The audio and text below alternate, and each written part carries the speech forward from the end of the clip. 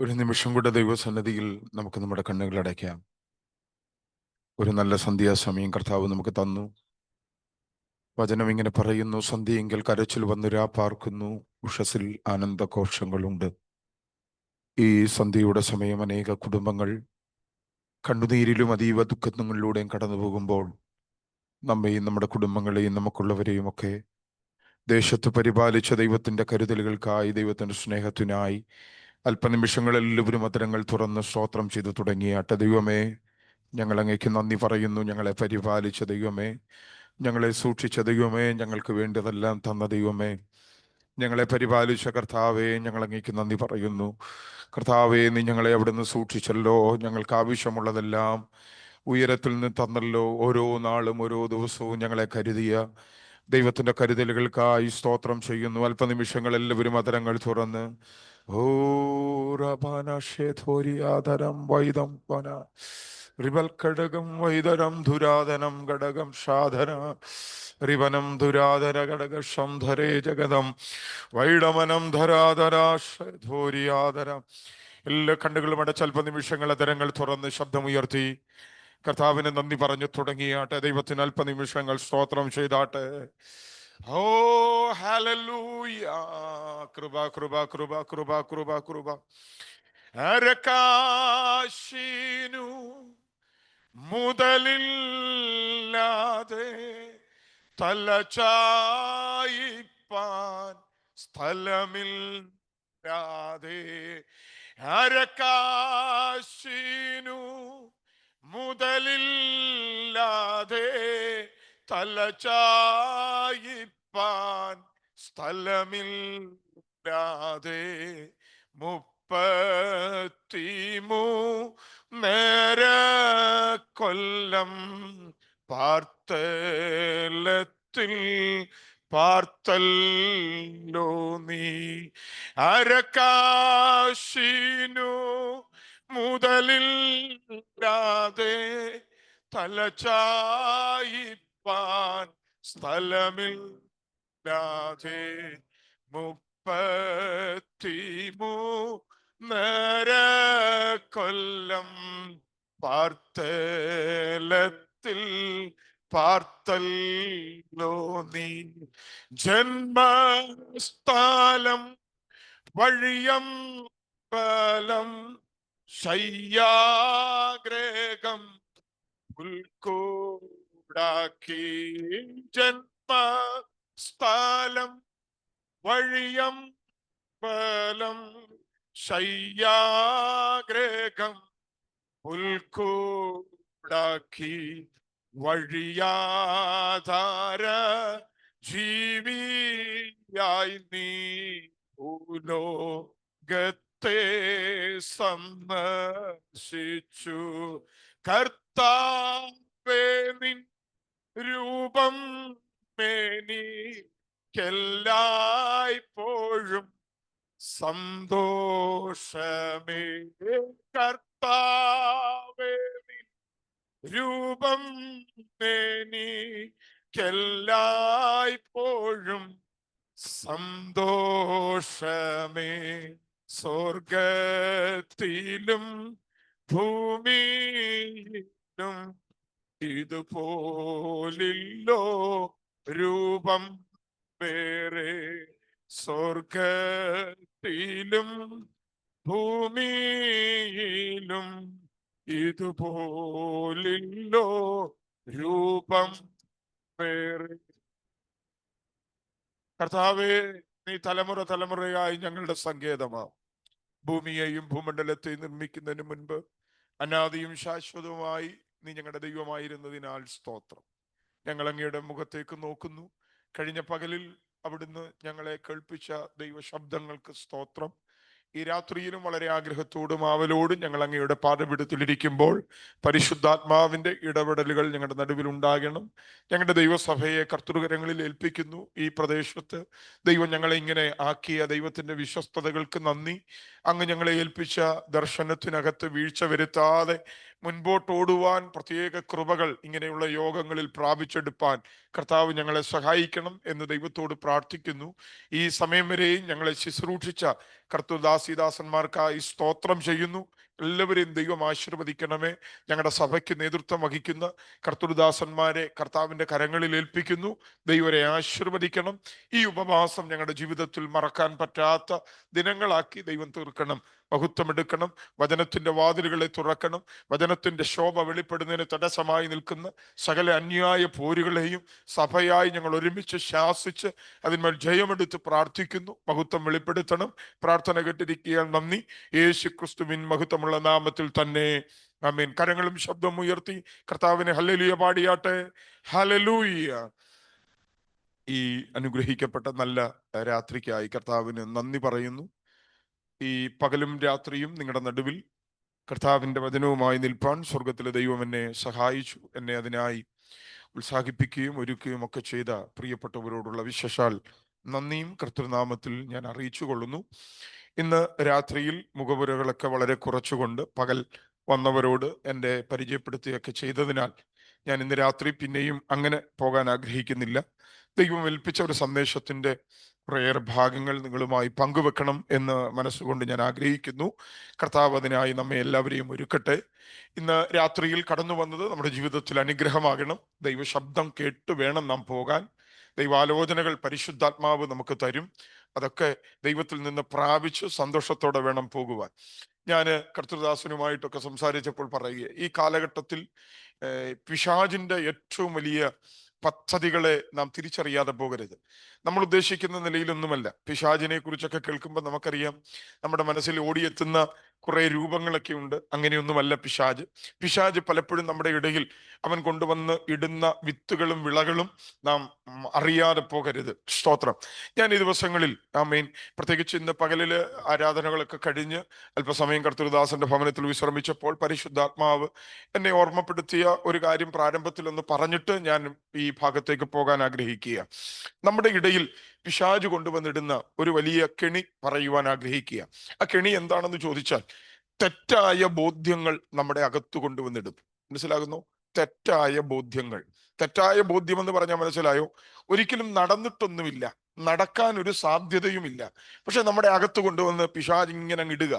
മനസ്സിലാകുന്നുണ്ടോ? ഇതിങ്ങനെയൊക്കെ സംഭവിക്കത്തുള്ളൂ, ഇത് ഇങ്ങനെ പോയാൽ ഇങ്ങനെയാകാനാ സാധ്യത. സ്തോത്രം. അങ്ങനെ തെറ്റായ ബോധ്യം നമ്മുടെ അകത്ത് കൊണ്ടുവന്നിട്ടിട്ട് നമ്മുടെ ശരീരം ക്ഷീണിപ്പിക്കുക, നമ്മുടെ മനസ്സിനെ ക്ഷീണിപ്പിക്കുക, നമുക്ക് മുൻപോട്ട് പോകാൻ ഊർജമില്ലാതെയാക്കുക. ഞാൻ പറഞ്ഞത് നിങ്ങൾക്ക് മനസ്സിലാകുന്നുണ്ടോ? സ്തോത്രം. തെറ്റായ ബോധ്യം പിശാച് കൊണ്ടുവന്ന് അകത്തിടുക. തെറ്റായ ബോധ്യം. തെറ്റായ ബോധ്യം എന്ന് പറഞ്ഞപ്പോൾ ഞാൻ പറഞ്ഞല്ലോ, എല്ലാ ദിവസവും കുളിക്കുവാൻ ബാത്റൂമിലേക്ക് കയറുമ്പോൾ അല്ലെ വാഷ്റൂമിലേക്ക് കയറുമ്പോൾ നമ്മുടെ ശരീരത്തിൽ എപ്പോഴും സോപ്പൊക്കെ ഇടുന്ന, പക്ഷെ ഒരു പ്രാവശ്യം സോപ്പിട്ടപ്പോൾ എന്തോ ഈ ബാക്ക് സൈഡിൽ ഒരു ചെറിയ തടുപ്പ് പോലെ നമുക്ക് തോന്നിയപ്പോൾ തന്നെ പിശാച് പറഞ്ഞു, മിക്കവാറും ഇത് ബയോപ്സിക്ക് അയക്കേണ്ടി വരും. സ്തോത്രം. നമ്മൾ തന്നെ അങ്ങ് തീരുമാനിക്കുക. തെറ്റായ ചില ബോധ്യങ്ങൾ. ഞാൻ ഇന്ന് രാത്രിയിൽ നിങ്ങളുമായി ചിന്തിക്കുന്നത്, തെറ്റായ ചില ബോധ്യങ്ങൾ നമ്മുടെ അകത്ത് കൊണ്ടുവന്നിട്ടിട്ട് നമ്മളെ അങ്ങ് വിശ്വസിപ്പിക്കുക. നമ്മൾ തന്നെ പറയാം, ചില ദിവസമായിട്ട് എന്തോ അവർക്ക് എന്നോട് എന്തോ വല്ലായ്മ തോന്നിയിട്ടുണ്ട്.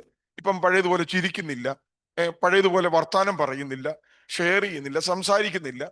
എന്തോ ഉണ്ട്. ഒരു തെറ്റായ ബോധ്യം നമ്മുടെ അകത്ത് കൊണ്ടുവന്നിട്ടിട്ട് ബന്ധങ്ങളെ ഉലയ്ക്കുക. അത് അപ്പനും മക്കളുമാകാം, അമ്മയും മക്കളുമാകാം, വിശ്വാസിയും പാസ്റ്ററുമാകാം, സഹോദരങ്ങൾ തമ്മിലാകാം. തെറ്റായ ബോധ്യങ്ങൾ. ഇപ്പോഴും നിങ്ങൾക്ക് പിടികിട്ടിയിട്ടില്ല. ഞാൻ മനസ്സിലാകുന്ന ഭാഷയിൽ ഒന്നുകൂടെ അത് അല്പം കൂടെ ലളിതമാക്കാം. അതായത്, തെറ്റായ ബോധ്യം എന്ന് പറഞ്ഞാൽ ഒരിക്കലും സംഭവിച്ചിട്ടില്ല, പക്ഷെ സംഭവിച്ചു എന്ന് തെളിവ് സഹിതമൊക്കെ വെച്ച് നമ്മളെ വല്ലാതെ ബോധ്യപ്പെടുത്തും. അതാണ്ട് ഒരു കുടുംബത്തെ ഞാൻ നിങ്ങളുടെ മുൻപിൽ അവതരിപ്പിക്കാം. ഒരു നല്ല പ്രായമുള്ള മനുഷ്യൻ, മക്കള് ഒത്തിരി പേരുണ്ട്. ആ കുഞ്ഞുങ്ങളെല്ലാം വളരെ ആരോഗ്യവാന്മാരായി കൂടെയുണ്ട്. പക്ഷെ എങ്കിലും ഈ അപ്പന്റെ മുഖത്ത് ഏതാണ്ട് നിങ്ങളിൽ ചിലരിയ്ക്കുന്ന പോലെ ഒരു വല്ലാത്ത നിരാശ, ഒരു വല്ലാത്ത വിഷമം. എപ്പോഴും ഇങ്ങനെ താടിക്ക് കയ്യും ഒക്കെ കൊടുത്ത് ഇങ്ങനെ ഇരിക്കുക. പക്ഷെ അയൽവക്കക്കാരും ദേശക്കാരും നോക്കിയാൽ പുള്ളിക്ക് ഒരു കുഴപ്പമില്ല. മക്കളുണ്ട്, കൊച്ചുമക്കളുണ്ട്, ആവശ്യത്തിന് സമ്പത്തുണ്ട്, എല്ലാ ഭൗതിക നന്മകളും ഉണ്ട്. പക്ഷെ പുള്ളി മാത്രം എപ്പോഴും ഇങ്ങനെ വല്ലാതെ കയ്യും ഒക്കെ താടിക്ക് കൊടുത്ത് ഇങ്ങനെ നിൽക്കുക. അങ്ങനെ പലരും വീട്ടിൽ വന്നു പോയ കൂട്ടത്തിൽ ഒരാള്, സ്വാഭാവികമായി അങ്ങനെയൊന്നും എഴുതിയിട്ടില്ലെങ്കിലും ഒരാൾ വന്നിട്ട് ചോദിക്കുക, അല്ല അപ്പച്ച, എന്താ അപ്പച്ചന് ഇത്രത്തോളം വിഷമം? മുഖത്ത് ഒരു സന്തോഷവും ഇല്ലല്ലോ. വാർദ്ധക്യത്തിലാണ് ഇരിക്കുന്നതെങ്കിലും മുഖത്ത് വേണ്ട നിലയിൽ ഒരു ചൈതന്യമില്ലല്ലോ, വല്ലാതെ മുഖം വല്ലാതെ വിളറിയിരിക്കുന്നു. എന്താ കാരണം? അപ്പച്ചൻ പറഞ്ഞു, മോനെ നീ ഇവിടെ ഇരിക്കെ, ഞാൻ അകത്തോട്ടൊന്ന് കയറിയിട്ട് വരാം. അങ്ങനെ ഈ മനുഷ്യൻ അകത്തേക്ക് കയറിയിട്ട് വീട്ടിൽ അകത്തു നിന്ന് ഒരു കുപ്പായം, ഒരു ചെറിയ വസ്ത്രം, ഒരു കുപ്പായം, ഒരു അങ്കി കയ്യിൽ പിടിച്ചോണ്ട് ഈ ചോദിച്ച ആളുടെ അടുക്കലേക്ക് വന്നിട്ട് പറഞ്ഞു, മോനെ ഇത് കണ്ടോ, നീ ഈ അങ്കി കണ്ടോ?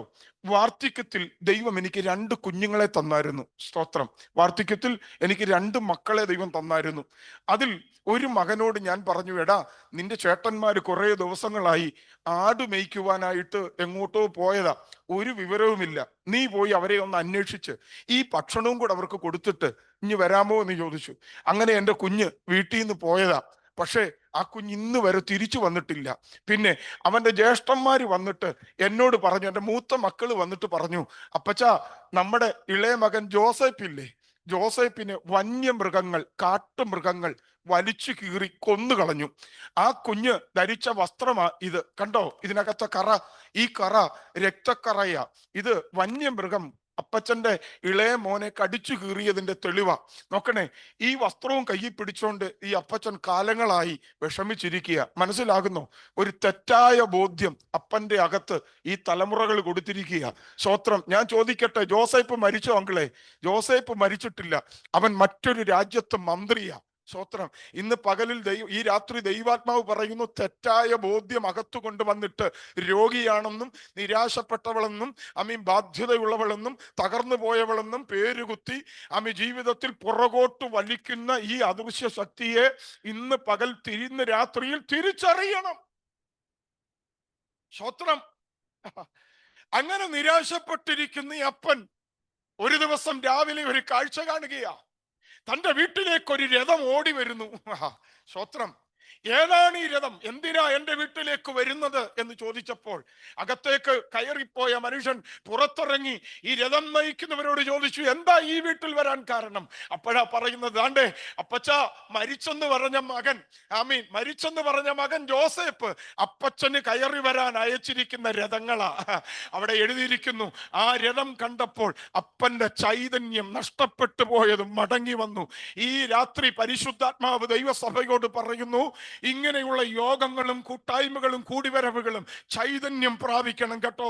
നഷ്ടപ്പെട്ടു എന്ന് ചിലര് വിധി എഴുതിയ, നിരാശപ്പെട്ടു പോയെന്ന് പറഞ്ഞ, കഴിഞ്ഞു പോയെന്ന് പറഞ്ഞ, തീർന്നു പോയെന്ന് പറഞ്ഞ, ഇനി എഴുന്നേൽപ്പില്ല എന്ന് പറഞ്ഞ, ഇനി ഒരു സാധ്യതയുമില്ല എന്ന് പിശാചു വിധി പറഞ്ഞ, നിന്റെ അകത്ത് മന്ത്രിച്ച സകല മേഖലകളെയും ഈ രാത്രി തമ്പുരാൻ പൊളിക്കുക. ആമീൻ. ഈ രാത്രി ചൈതന്യം പ്രാപിക്കുന്ന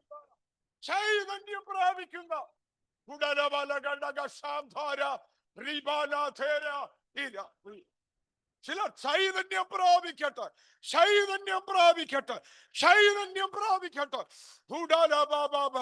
ചൈതന്യം വരട്ടെ. ആമേൻ. ഇന്ന് രാത്രിയിൽ നഷ്ടപ്പെട്ടു പോയ ചൈതന്യം ദൈവം ചില കുടുംബങ്ങളിൽ തിരികെ തരാൻ പോവുകയാണ്. സ്തോത്രം. തലമുറകളിൽ നഷ്ടപ്പെട്ടു പോയ ചൈതന്യം ജീവിച്ചു പോകുന്നതേ ഉള്ളൂ. സ്തോത്രം. ഇത്ര നാളായി ഒന്ന് ഹൃദയം തുറന്ന് സന്തോഷം അനുഭവിച്ചിട്ട്, ഒന്ന് ചിരിച്ചിട്ട്, എത്രയോ കാലമായി ഒന്ന് നന്നായി തുറന്ന് സംസാരിച്ചിട്ട്. ഭക്ഷണമുണ്ടോ എന്ന് ചോദിച്ചാൽ ഉണ്ട്, പക്ഷെ അത് സമാധാനത്തോടെ എത്ര നാളായി കഴിച്ചിട്ട്. എന്നാൽ ഇന്ന് പകൽ രാത്രിയിൽ ദൈവാത്മാവ് ഈ ദൂത് ചിലരോട് കൈമാറുകയാണ്. പരിശുദ്ധാത്മാവ് സഭയോട് പറയുന്നു, ഞാൻ ആ ചൈതന്യം മടക്കിത്തരാൻ പോകുക.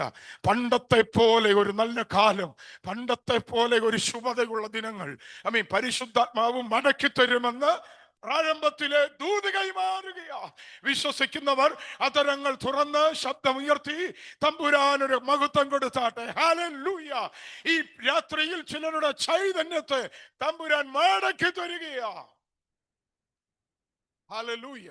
ഈ രാത്രിയിൽ നമ്മൾ ഒരുമിച്ച് വചന ശുശ്രൂഷയിലേക്ക് പ്രവേശിക്കപ്പെടുവാൻ പോവുകയാണ്. ഞാൻ പ്രാരംഭത്തിൽ പറഞ്ഞത്, ദൈവത്തിന്റെ ആത്മാവ് കഴിഞ്ഞ പകൽ അല്പസമയം വിശ്രമിച്ചപ്പോൾ സഭയെ ഓർമ്മപ്പെടുത്താൻ ദൈവം തന്ന ഒരു ദൂത് ഞാൻ കൈമാറി. അതിനുശേഷം പഠന വിധേയപ്പെടുത്തിക്കൊണ്ട് നാം ഒരു ദൈവവചനം ചിന്തിക്കുവാനായിട്ട് പോവുകയാണ്. വായിക്കാം. ധന്യനായ പൗലോസ്ലീഹ തിമത്തിയോസിന് എഴുതിയ 2-ാം ലേഖനം 4-ാം അധ്യായം 7-ാം വാക്യം. ശബ്ദമുയർത്തി ഒരാൾ വേഗത്തിൽ വായിച്ചാട്ടെ. പരിചിതമായ വാക്യമാണ്, വായിച്ചു. ഞാൻ നല്ല പോർ പൊരുതി, ഓട്ടം തികച്ചു, വിശ്വാസം കാത്തു. മതി. ഈ വാക്യം പരിചിതമല്ലാത്ത ആരും ഇതിനകത്തില്ല. നമുക്ക് നല്ല മനഃപ്പാടമായി ഹൃദയത്തിനകത്ത് പതിഞ്ഞു കിടക്കുന്ന ഒരു വാക്യം. പ്രത്യേകത, ഈ വേദശകലം ക്രൈസ്തവ കുടുംബങ്ങളിലൊക്കെ ഒരു വേർപാട് സംഭവിക്കുമ്പോൾ ഒട്ടനവധി ദൈവദാസന്മാർ വല്ലാതെ വന്ന് ധൈര്യപ്പെടുത്തേണ്ടതിന് ഉരുവിടുന്ന, ധൈര്യപ്പെടുത്തുന്ന, പ്രത്യാശയെ പുതുക്കുന്ന അനുഗ്രഹിക്കപ്പെട്ട വചസ്സുകളാണ്. എനിക്കറിയാം, ഇതിനകത്തിരിക്കുന്ന എല്ലാവർക്കും അത് സുപരിചിതമാണ്. പ്രത്യേകിച്ച് ഈ വാക്യം വായിക്കുമ്പോൾ തന്നെ നമ്മുടെ മനസ്സിൽ ഓടിയെത്തുന്നത് ഏതാണ്ട് മുമ്പ് ഞാൻ പറഞ്ഞതുപോലെ ഒരു ശവസംസ്കാര ശുശ്രൂഷയുടെ ഒരു അന്തരീക്ഷമൊക്കെ മനസ്സിൽ വേഗം ഓടി വരും. കാരണം അങ്ങനെ അവിടെയാണ് ഇത് കൂടുതലും പറയാറുള്ളത്. ഒന്നെങ്കിൽ സെമിത്തേരിയുടെ മതിലേൽ എഴുതും, ഇല്ലെങ്കിൽ പെട്ടിയുടെ പുറത്തെഴുതും, ഇല്ലെങ്കിൽ ആ വീട്ടിലായിരിക്കും ഇത് കൂടുതലും അവതരിപ്പിക്കപ്പെടുന്നത്. അപ്പൊ ഇവിടെ ധന്യനായ പൗലോസ്ലീഹ പറയുക, ഞാൻ നല്ല പോർ പൊരുതി, ഓട്ടം തികച്ചു, വിശ്വാസം കാത്തു. ഈ 3 പദവും എടുത്ത് പ്രസംഗിക്കണമെന്ന് ആഗ്രഹമുണ്ടെങ്കിലും അത് 3ഉം കൂടെ ഇന്ന് രാത്രി നിങ്ങളുടെ മുമ്പിൽ അവതരിപ്പിക്കാൻ എനിക്ക് കഴിവില്ല. ഞാൻ അതിലെ ഒരു വാക്ക്, ഒരു പദം മാത്രം എടുത്ത് ഇന്ന് രാത്രി ചിന്തിക്കുവാനാണ് താല്പര്യപ്പെടുന്നത്. വിശ്വാസം കാത്തു. പൗലോസ് പറയുകയാണ്, ഞാൻ വിശ്വാസം കാത്തു. വിശ്വാസം എന്ന വിഷയത്തെ ഒട്ടനവധി പ്രാവശ്യം കേട്ടിട്ടുള്ളവരാണ് എൻ്റെ മുൻപിൽ ഇരിക്കുന്ന കേൾവിക്കാരെന്ന് എനിക്ക് നല്ല ബോധ്യമുണ്ട്. എങ്കിലും ദൈവത്തിന്റെ ആത്മാവ് എൻ്റെ അകത്ത് തന്ന ചില ചിന്തകളാണ് നിങ്ങളുമായി ചിന്തിപ്പാൻ ആഗ്രഹിക്കുന്നത്. എനിക്ക് കർത്തൃദാസൻ സമയം തന്നിട്ട് പറഞ്ഞു, പാസ്റ്ററെ അല്പം കൂടെ സമയം എടുത്താലും പ്രയാസമില്ല, എനിക്ക് അങ്ങനെ എടുക്കണമെന്ന് ആഗ്രഹമുണ്ടെങ്കിലും നാളെ എനിക്കൊരു ഹൗസ് വാമിങ്ങിന് സംബന്ധിക്കണം, ആ ശുശ്രൂഷകൾ ചെയ്യണം. വാസ്തവത്തിൽ ഇന്ന് രാത്രിയിൽ ആ വീട്ടിൽ പോയി എല്ലാ കാര്യങ്ങളും ക്രമീകരിക്കേണ്ടതാണ്. നമ്മുടെ ഏനാത്തിനടുത്ത് വയല എന്ന് പറയുന്ന ഒരു സ്ഥലത്ത് ഒരു ദൈവദാസന്റെ ഭവന സമർപ്പണമാണ് നാളെ. അത് ആ ശുശ്രൂഷ ചെയ്യേണ്ടത് ഞാനാണ്. പക്ഷെ ഇന്ന് രാത്രിയിൽ എനിക്കിനി ചെന്നിട്ട് അവിടെ പോകാൻ സമയമില്ലാത്തതിനാലും കുറെ കാര്യങ്ങൾ ഓർത്ത് ചെയ്യേണ്ടത് ആവശ്യമായതിനാലും അധികം സമയം മുൻപോട്ട് പോകാതെ കഴിവതും എനിക്ക് അനുവദിക്കപ്പെട്ട സമയത്തിനുള്ളിൽ എൻ്റെ സന്ദേശം അവസാനിപ്പിക്കണമെന്നാണ് ഞാൻ ആഗ്രഹിക്കുന്നത്. നമുക്കറിയാം, ഈ തിമത്തിയോസിന്റെ ലേഖനം, പൗലോസിന്റെ ലേഖനങ്ങളെല്ലാം വളരെ ഇടുറ്റ ലേഖനങ്ങളാണ്.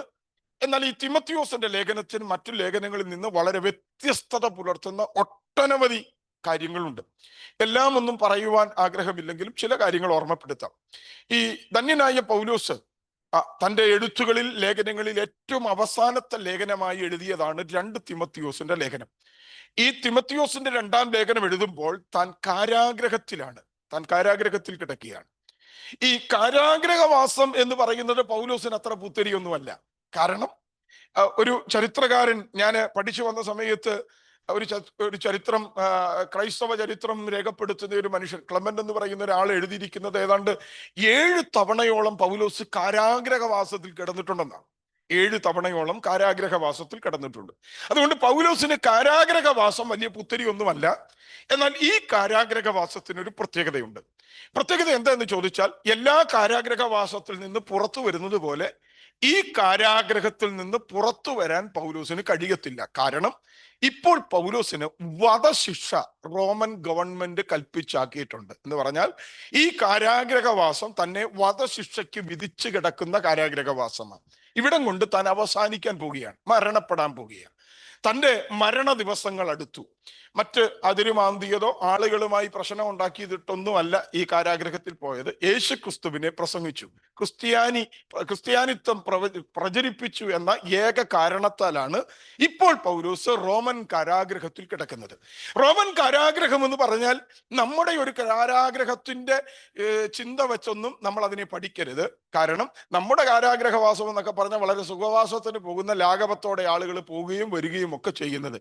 പക്ഷെ അങ്ങനെ ഒരു കാരാഗ്രഹമല്ല റോമൻ കാരാഗ്രഹം. ഒരു മനുഷ്യന് നിവർന്നു നിൽക്കാൻ കഴിയാത്ത പോലെ ഒരള്ള് എന്ന് പറഞ്ഞാൽ ഒരു അള്ളിനകത്ത് ഒരാൾ പ്രവേശിച്ചാൽ, ഒരു ചെറിയ ഒരു ഗുഹയ്ക്കകത്തോ അല്ലെങ്കിൽ ഒരു മനുഷ്യന് നിവർന്നു നിൽക്കാൻ പറ്റാത്ത ഒരു ചെറിയ അള്ളിനകത്തായി ഇപ്പൊ ഈ മനുഷ്യൻ നിൽക്കുന്നത്. അങ്ങനെ ഒരു വല്ലാത്ത പരിതസ്ഥിതിയുള്ള ഒരു കാരാഗ്രഹവാസമാണ്.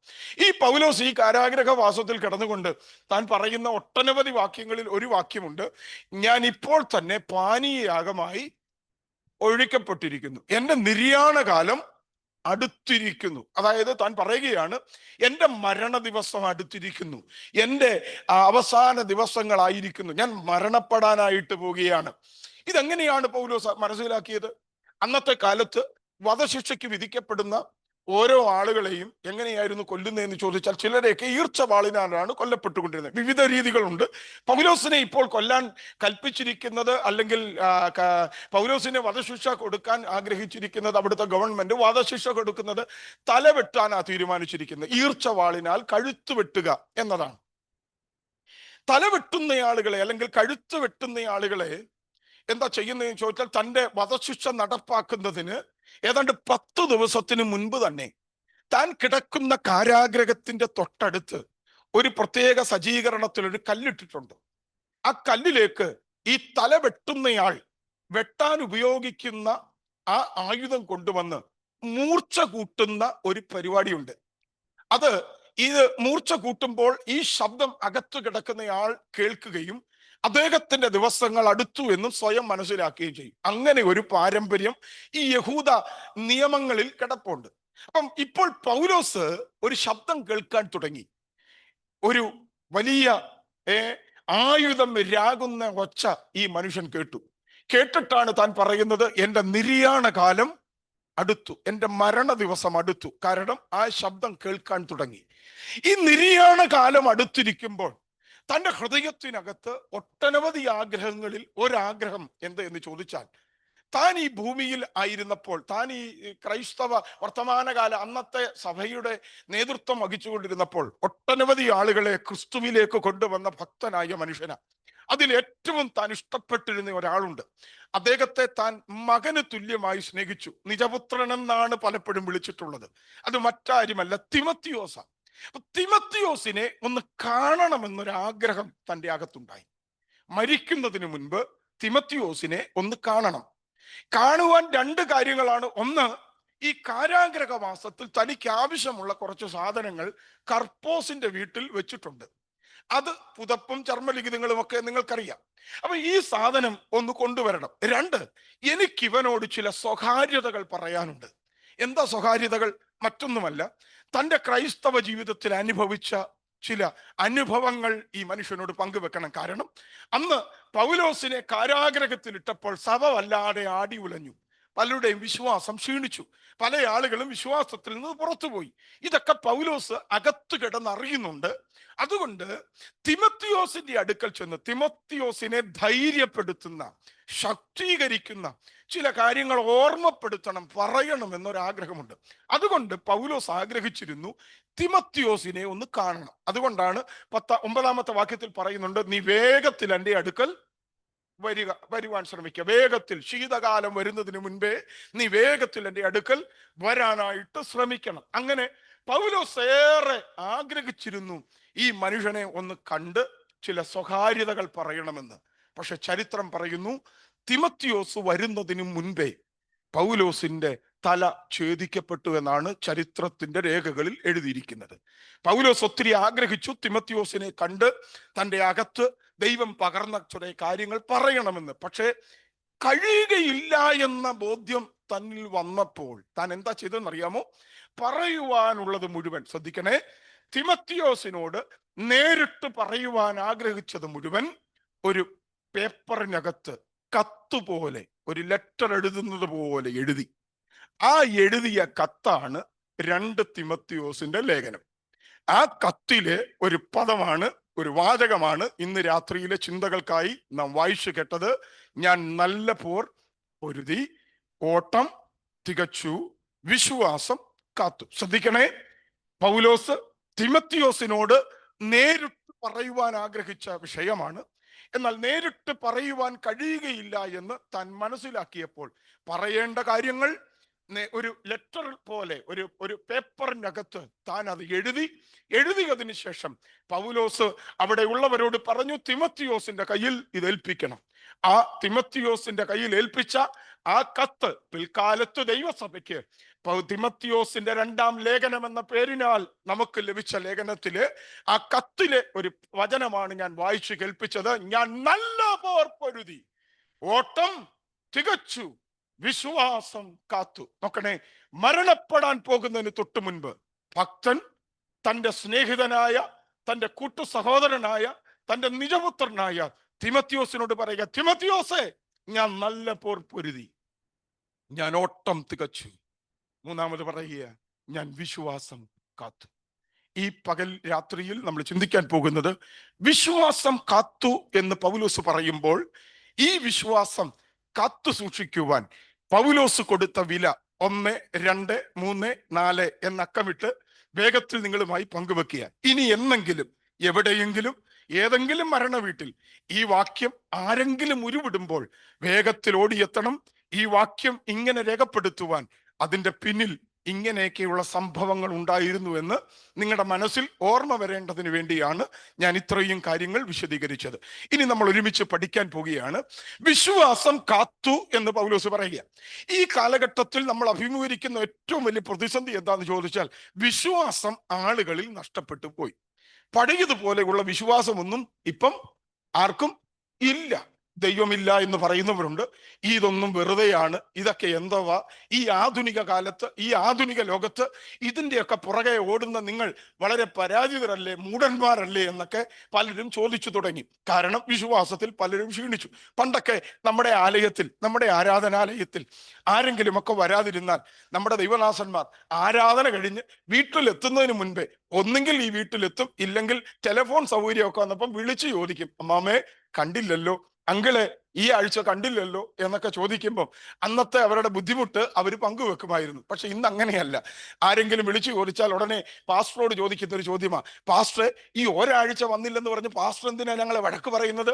3 വർഷം 2 വർഷം വീട്ടിലിരുന്നതല്ലേ നമ്മൾ? ഏതായാലും കോവിഡിനിരുന്ന കഥയായി പറയുന്നേ. സ്വത്രം. നമ്മൾ ഉടനെ പണ്ട് പറയുന്ന രീതിയൊന്നുമല്ല ഇപ്പം മറുപടി. കാരണം വിശ്വാസത്തിൽ നമ്മൾ അങ്ങ് വല്ലാതായിപ്പോയി. പല ആളുകളും വിശ്വാസം നഷ്ടപ്പെടുത്തി കളഞ്ഞു.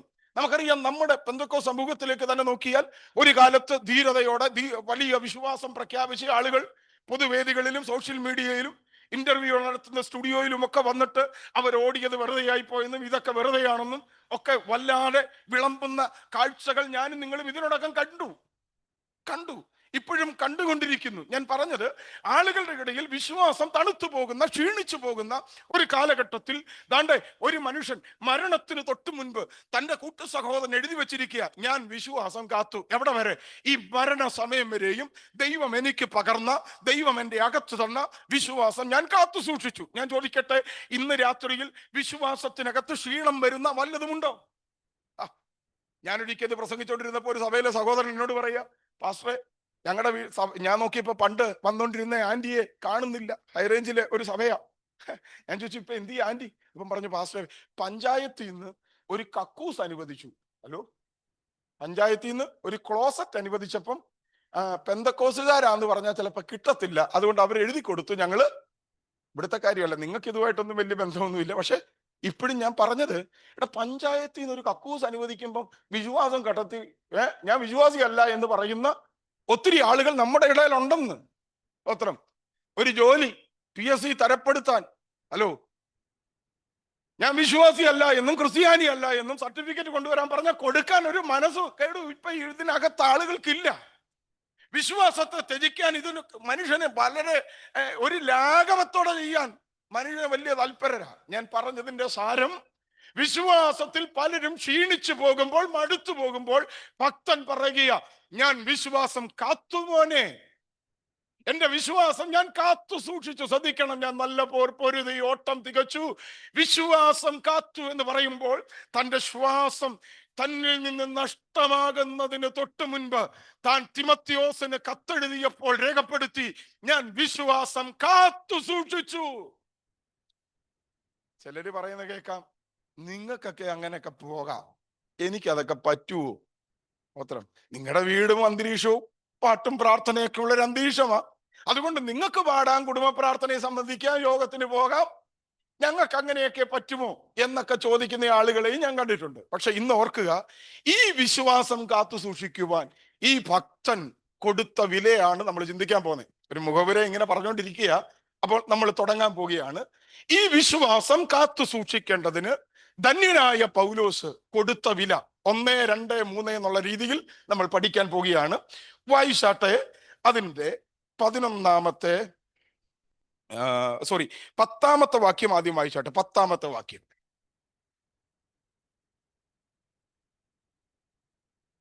ശ്രദ്ധിക്കണം, പൗലോസ് പറയുകയാണ്, ഞാൻ നല്ല പോർ പൊരുതി ഓട്ടം തികച്ചു വിശ്വാസം കാത്തു എന്ന്. ഇതാരോടാ പറയുന്നേ?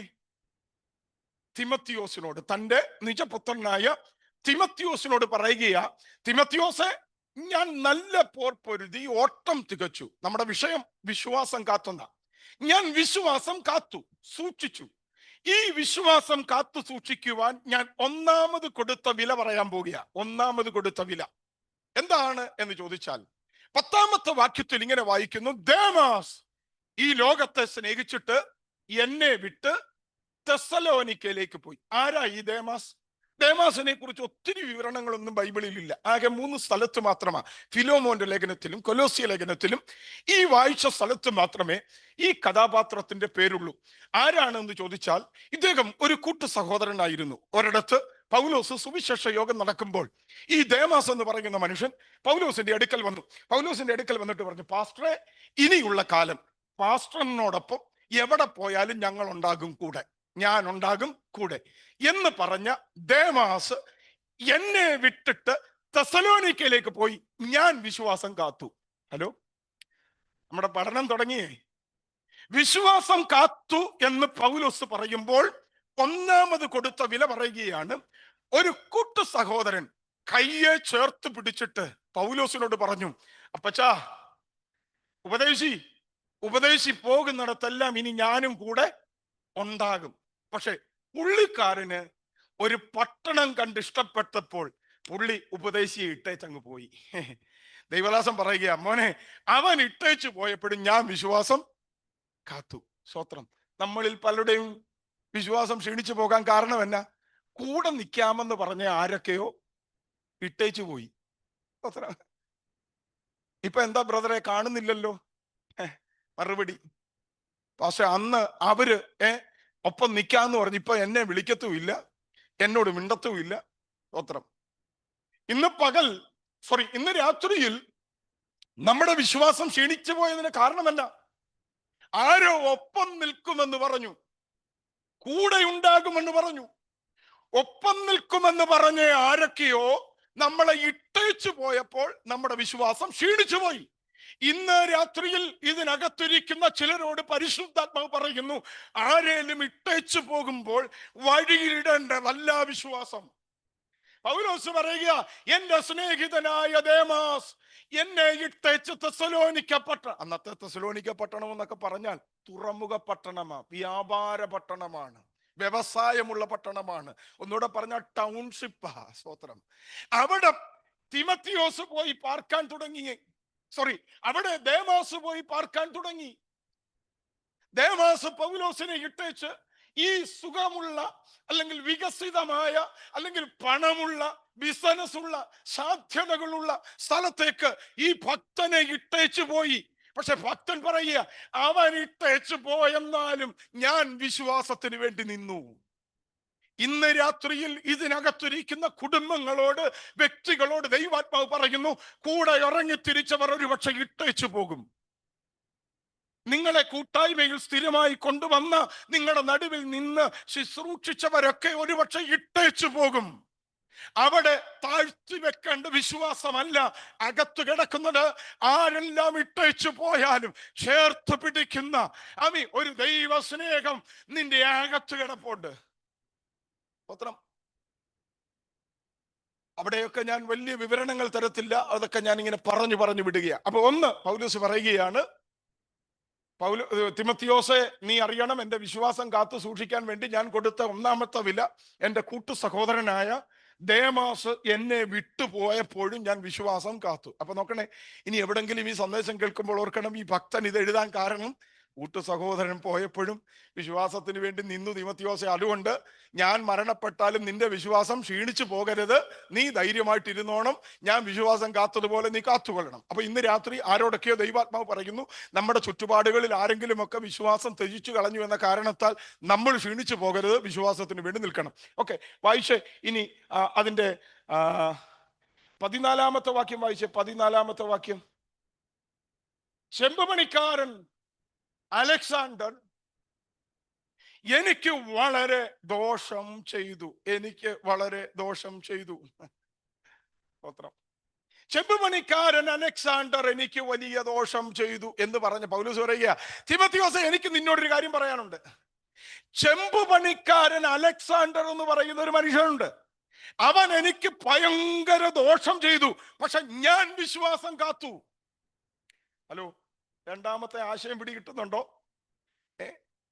ഈ മനുഷ്യൻ എനിക്ക് ഭയങ്കര ദോഷം ചെയ്തു. ചരിത്രം പറയുന്നത് ഈ കാരാഗ്രഹവാസത്തിന് അല്ലെങ്കിൽ പൗലോസിനെ ഈ നിലയിൽ വധശിക്ഷയ്ക്ക് വിധി കൽപ്പിക്കാൻ ആമി പരിപാടികളൊക്കെ ഒരുക്കിയ മനുഷ്യനാണ് ഈ അലക്സാണ്ടർ. അവൻ എനിക്ക് ഭയങ്കര ദോഷം ചെയ്തു, പക്ഷെ ഞാൻ വിശ്വാസം കാത്തു. നമ്മുടെ രണ്ടാമത്തെ പ്രശ്നം എന്നാ? അവരെനിക്ക് ദോഷം ചെയ്തു, അവരെന്നോട് അങ്ങനെ പറഞ്ഞു, ഇവരെന്നോട് ഇങ്ങനെ പറഞ്ഞു. ദൈവദാസനെ അല്ലേ സഹോദരി, ഇപ്പൊ കൂട്ടായ്മയ്ക്ക് കാണുന്നില്ലല്ലോ, യോഗത്തിന് കാണുന്നില്ലല്ലോ. അപ്പൊ ഉടനെ നമ്മുടെ മറുപടിയാ, പാസ്റ്ററെ അവരെന്നോട് മിണ്ടുന്നില്ല, നമ്മുടെ ദോഷം ഇതൊക്കെയാ.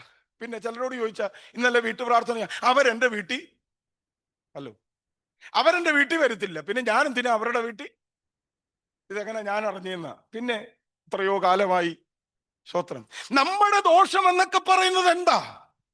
പൗലോസ്, നിങ്ങൾ അറിയണം, ഞാൻ പലപ്പോഴും പ്രസംഗിക്കാൻ പറയാറുണ്ട്, ചെമ്പുപണിക്കാരൻ ചെമ്പിനകത്തിട്ട് മാത്രമല്ല പണിത്, ദൈവദാസനും ഇട്ട് പണിതുകൊണ്ടിരുന്നു. സ്തോത്രം. അതല്ലേ എഴുതിയിരിക്കുന്നത്. അവൻ എനിക്ക് ഭയങ്കര ദോഷം ചെയ്തു. എന്തോ ഒരു ദോഷമാവൻ വരുത്തിയേ. അവൻ ആകുന്നിടത്തെല്ലാം എന്നെ ഉപദ്രവിച്ചു. പക്ഷെ അവൻ ഉപദ്രവിച്ചു എന്ന കാരണത്താൽ ഞാൻ വിശ്വാസത്തിൽ ക്ഷീണിച്ചില്ല, ഞാൻ വിശ്വാസം അവിടെ കാത്തു സൂക്ഷിച്ചു. ഇന്ന് രാത്രിയിൽ ദൈവാത്മാവ് ചിലരോട് ദൂത് ആലോചനയായി പറയുന്നു, ആരൊക്കെയോ ദോഷം ചെയ്യുന്നു എന്ന കാരണത്താൽ വിശ്വാസത്തിൽ ക്ഷീണിച്ചു പോകരുത്. മിണ്ടിയില്ല, കൈ തന്നില്ല, ചേർത്ത് പിടിച്ചില്ല, എന്റെ പ്രതിസന്ധിയിൽ അവരെന്നോട് കൂടെ നിന്നില്ല. സ്തോത്രം. അവരൊരു വാക്ക് എന്നോട് ചോദിച്ചില്ല, ഒരു ടെലിഫോൺ എനിക്ക് ചെയ്തില്ല എന്ന് പറഞ്ഞുകൊണ്ട് പ്രാർത്ഥനാ ജീവിതത്തിൽ നിന്ന്, കൂട്ടായ്മ ബന്ധത്തിൽ നിന്ന് പുറകോട്ട് പോകരുത്. സ്തോത്രം. അപ്പൊ രണ്ട് ചിന്ത പിടിച്ചേ. ഒന്ന്, പൗലോസ് പറയുന്നു, വിശ്വാസം കാത്തു സൂക്ഷിക്കാൻ ഞാൻ കൊടുത്ത ഒന്നാമത്തെ വില എന്റെ കൂട്ടു സഹോദരൻ എന്നെ വിട്ടുപോയപ്പോഴും ഞാൻ വിശ്വാസം കാത്തു സൂക്ഷിച്ചു. രണ്ടാമത് താൻ പറയുന്നു, ചെമ്പുപണിക്കാരൻ അലക്സാണ്ടർ എനിക്ക് ഭയങ്കര ദോഷം ചെയ്തു, ഞാൻ അപ്പോഴും എൻ്റെ വിശ്വാസം കാത്തു സൂക്ഷിച്ചു. മൂന്നാമത്തത് ഒരല്പം വിശദീകരിക്കണം, അതുകൊണ്ടാണ് ഞാൻ വേഗത്തിൽ ഓടി വരുന്നത്. മൂന്നാമത്തെ ചിന്ത വായിച്ചാട്ടെ. അതിൻ്റെ 16-ാമത്തെ വാക്യം. 16-ാമത്തെ, എന്റെ ഒന്നാം പ്രതിവാദത്തിൽ ആരും എനിക്ക് തുണ നിന്നില്ല. ശ്രദ്ധിക്കണേ, പൗലോസ് പറയുകയാ, തിമോത്തിയോസേ, ഞാൻ വിശ്വാസം കാത്തു എന്ന് നിന്നോട് പറയുമ്പോൾ ഈ വിശ്വാസം കാത്തു സൂക്ഷിക്കുവാൻ ഞാൻ കൊടുത്ത വില, രണ്ട് വില ഇപ്പോൾ നമ്മൾ ചിന്തിച്ചു. ഒന്ന്, കൂട്ടു സഹോദരനായ ദേമാസ് എന്നെ വിട്ടുപോയി, ഞാൻ അവിടെ വിശ്വാസം കാത്തു. രണ്ട്, ചെമ്പുപണിക്കാരൻ അലക്സാണ്ടർ എനിക്ക് ഭയങ്കര ദോഷം ചെയ്തു, ഞാൻ അവിടെ എന്ത് ചെയ്തു? എൻ്റെ വിശ്വാസം കാത്തു സൂക്ഷിച്ചു. മൂന്നാമത് അവിടെ രേഖപ്പെടുത്തിയിരിക്കുന്ന പദമാണ് നമ്മൾ വായിച്ചത്, എൻ്റെ ഒന്നാം പ്രതിവാദത്തിൽ ആരും എനിക്ക് തുണ നിന്നില്ല, എല്ലാവരും എന്നെ കൈവിട്ടു, ഞാൻ വിശ്വാസം കാത്തു.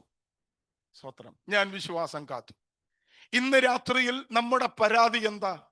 നമ്മുടെ പരാതിയും പരിഭവവും എന്താ? ആരോ എനിക്ക് തുണ നിന്നില്ല. സ്തോത്രം. എൻ്റെ കുഞ്ഞിൻ്റെ ആ പ്രായ സമയത്ത്, എൻ്റെ കുഞ്ഞിൻ്റെ ആ ജോലി സമയത്ത്, എൻ്റെ ആ വീട് പണിയുടെ സമയത്ത്, എൻ്റെ ആ ശുശ്രൂഷയുടെ ആദ്യ കാലങ്ങളിൽ, എൻ്റെ ജീവിതത്തിൻ്റെ ആദ്യ ദിവസങ്ങളിൽ, ഞാൻ ആദ്യമായി ഈ പട്ടണത്തിൽ വന്ന സമയത്ത്, ആദ്യമായി ഈ കൂട്ടായ്മയിൽ വന്ന സമയത്ത് വേണ്ട നിലയിൽ ഒരു കൈത്താങ്ങൽ എനിക്ക് ലഭിച്ചില്ല, എന്നെ ചേർത്ത് പിടിച്ചില്ല. ഇതല്ലേ നമ്മുടെ വിശ്വാസം ക്ഷീണിച്ചു പോയത്?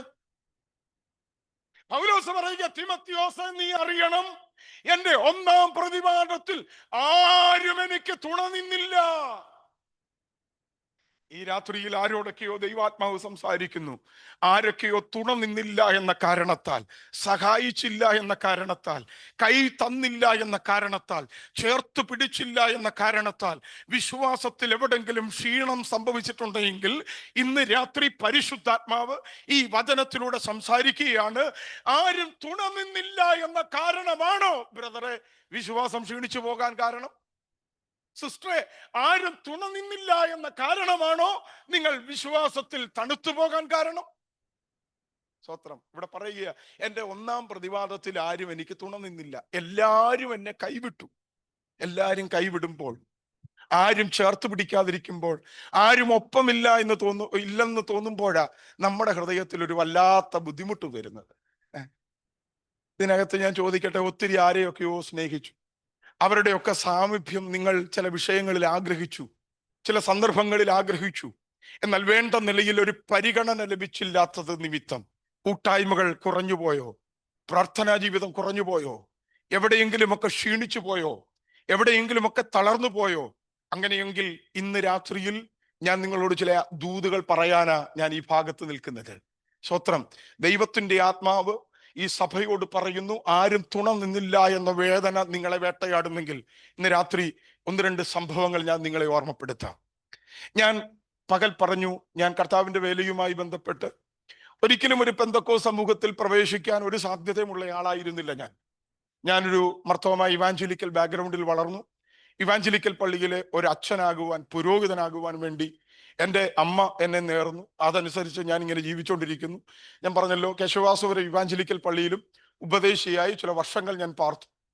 അപ്പൊ ഞാൻ അങ്ങനെയൊക്കെ ഇരിക്കുന്ന കാലഘട്ടത്തിലെ കർത്താവിന്റെ വേലയ്ക്ക് വേണ്ടി വരുന്നത്, ഈ പെന്തക്കോസ് വിശ്വാസത്തിലേക്ക് വരുന്നത്, എൻ്റെ ജീവിതകാലം അല്ലെങ്കിൽ ബാല്യകാലമൊക്കെ ഞാൻ എപ്പോഴും പറയാറുണ്ട്.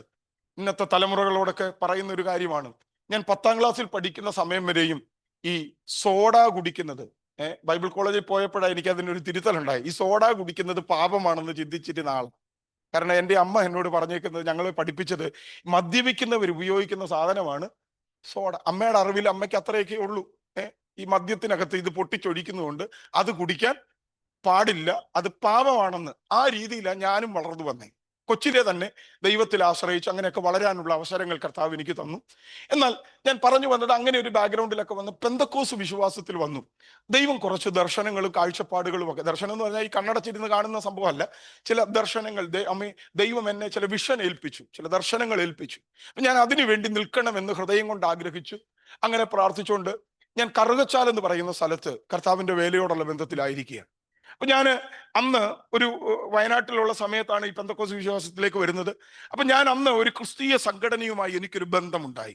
അപ്പൊ ഈ ബന്ധം ഇങ്ങനെ മുൻപോട്ട് കൊണ്ടുപോയിക്കൊണ്ടിരിക്കുമ്പം എൻ്റെ വീട്ടിൽ എനിക്ക് എത്തേണ്ടതായ സാഹചര്യങ്ങൾ, അപ്പൊ വയനാട്ടിൽ നിന്ന് വലിയ ദീർഘദൂരം യാത്ര ചെയ്ത് പെട്ടെന്ന് വീട്ടിൽ എത്താൻ പറ്റാതെ വരുന്നു.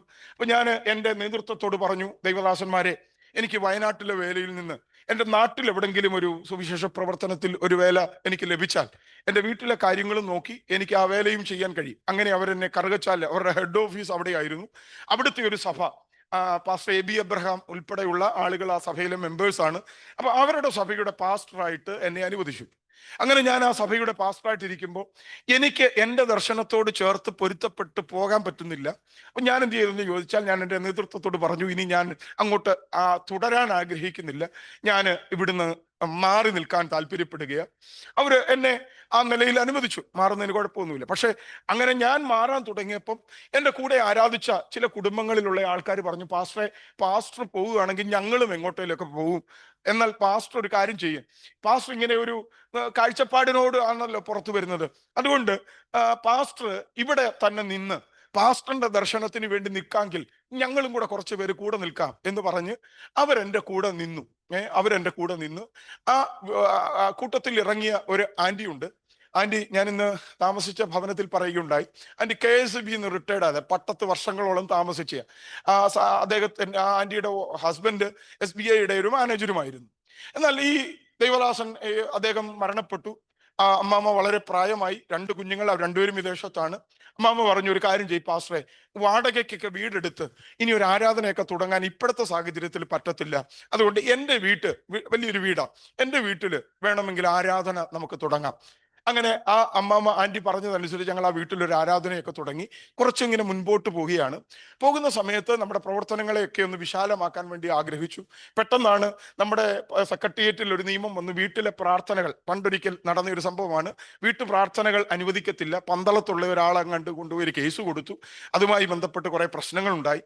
അപ്പൊ ഉടനെ ഈ വിധവയായ ആന്റിക്ക്, മക്കളൊന്നും അടുത്തില്ലാത്ത ആന്റിയുടെ ഉള്ളിൽ ഒരു വല്ലാത്ത ഭയം തോന്നി. അങ്ങനെ ഇത് വലിയ ബുദ്ധിമുട്ടിലേക്ക് പോകുമെന്ന് കരുതിയപ്പോൾ ഞങ്ങൾ ഒരു 3-4 പേര് കൂടി ഒരു ട്രസ്റ്റ് ആയിട്ട് ഇതിനൊരു രൂപം കൊടുത്തു. അങ്ങനെ ഈ പൈസ വരുത്താനോ അല്ലെങ്കിൽ പൈസ ചെലവഴിക്കാനൊന്നും അല്ല, നിയമങ്ങളെ പാലിക്കാൻ വേണ്ടി മാത്രം ഒരു ട്രസ്റ്റ് ആരംഭിച്ചു എന്ന് മാത്രമേ ഉള്ളൂ. അപ്പോൾ ആ ട്രസ്റ്റ് ഇങ്ങനെ മുൻപോട്ട് പോവുകയാണ്. കർത്താവിന്റെ വേല ചെയ്യാൻ വേണ്ടി ഒത്തിരി കാര്യങ്ങൾ അതിനകത്ത് എഴുതി വെച്ചിട്ടുണ്ട്. അങ്ങനെ ഇരിക്കുമ്പോഴാ നമ്മുടെ മനസ്സിനകത്തൊരാഗ്രഹം, എവിടെയെങ്കിലും ഒരു പുതിയ പ്രവർത്തനം കൂടെ തുടങ്ങിയാൽ കൊള്ളാമെന്ന്. അങ്ങനെ ഇരിക്കുമ്പോൾ ഒരു ദിവസം ഒരു ദൈവദാസൻ എന്നെ വിളിക്കുക. ഞാൻ ഈ പറഞ്ഞ കാര്യം നിങ്ങളുടെ മനസ്സിനകത്ത് ഇരിക്കാൻ വേണ്ടിയാണ് ഞാൻ ഇങ്ങനെ ഇത്രയും വിശദമായി പറയുന്നത്. അദ്ദേഹം എന്നെ വിളിച്ചു, എന്നോട് ചോദിച്ചു, റെജി പാസ്റ്റർ ആണോ? ഞാൻ പറഞ്ഞു അതെ ആണ്. ഞാൻ ചോദിച്ചു ആരാ? എന്നോട് പറഞ്ഞു, ഞാൻ ജോജി എന്നാണ് എൻ്റെ പേര്, എൻ്റെ പേര് ജോജി എന്നാണ്. ഞാൻ ചോദിച്ചു പാസ്റ്റർ ആണോ? അതെ പാസ്റ്റർ ആണ്. എവിടുന്നാ വിളിക്കുന്നത്? തൃശ്ശൂർ എന്നാ വിളിക്കുന്നത്. അപ്പൊ അദ്ദേഹം എന്നോട് പറഞ്ഞു, റെജി പാസ്റ്ററെ, ഞാൻ പാസ്റ്ററിനെ ഒന്ന് കാണാൻ വേണ്ടി ആഗ്രഹിക്കുന്നുണ്ട്. ഞാൻ ചോദിച്ചു എങ്ങനെയാ എൻ്റെ നമ്പർ കിട്ടിയത്? അപ്പോൾ ഈ ശോശമ്മ ആന്റി കൊടുത്ത നമ്പറാണ്.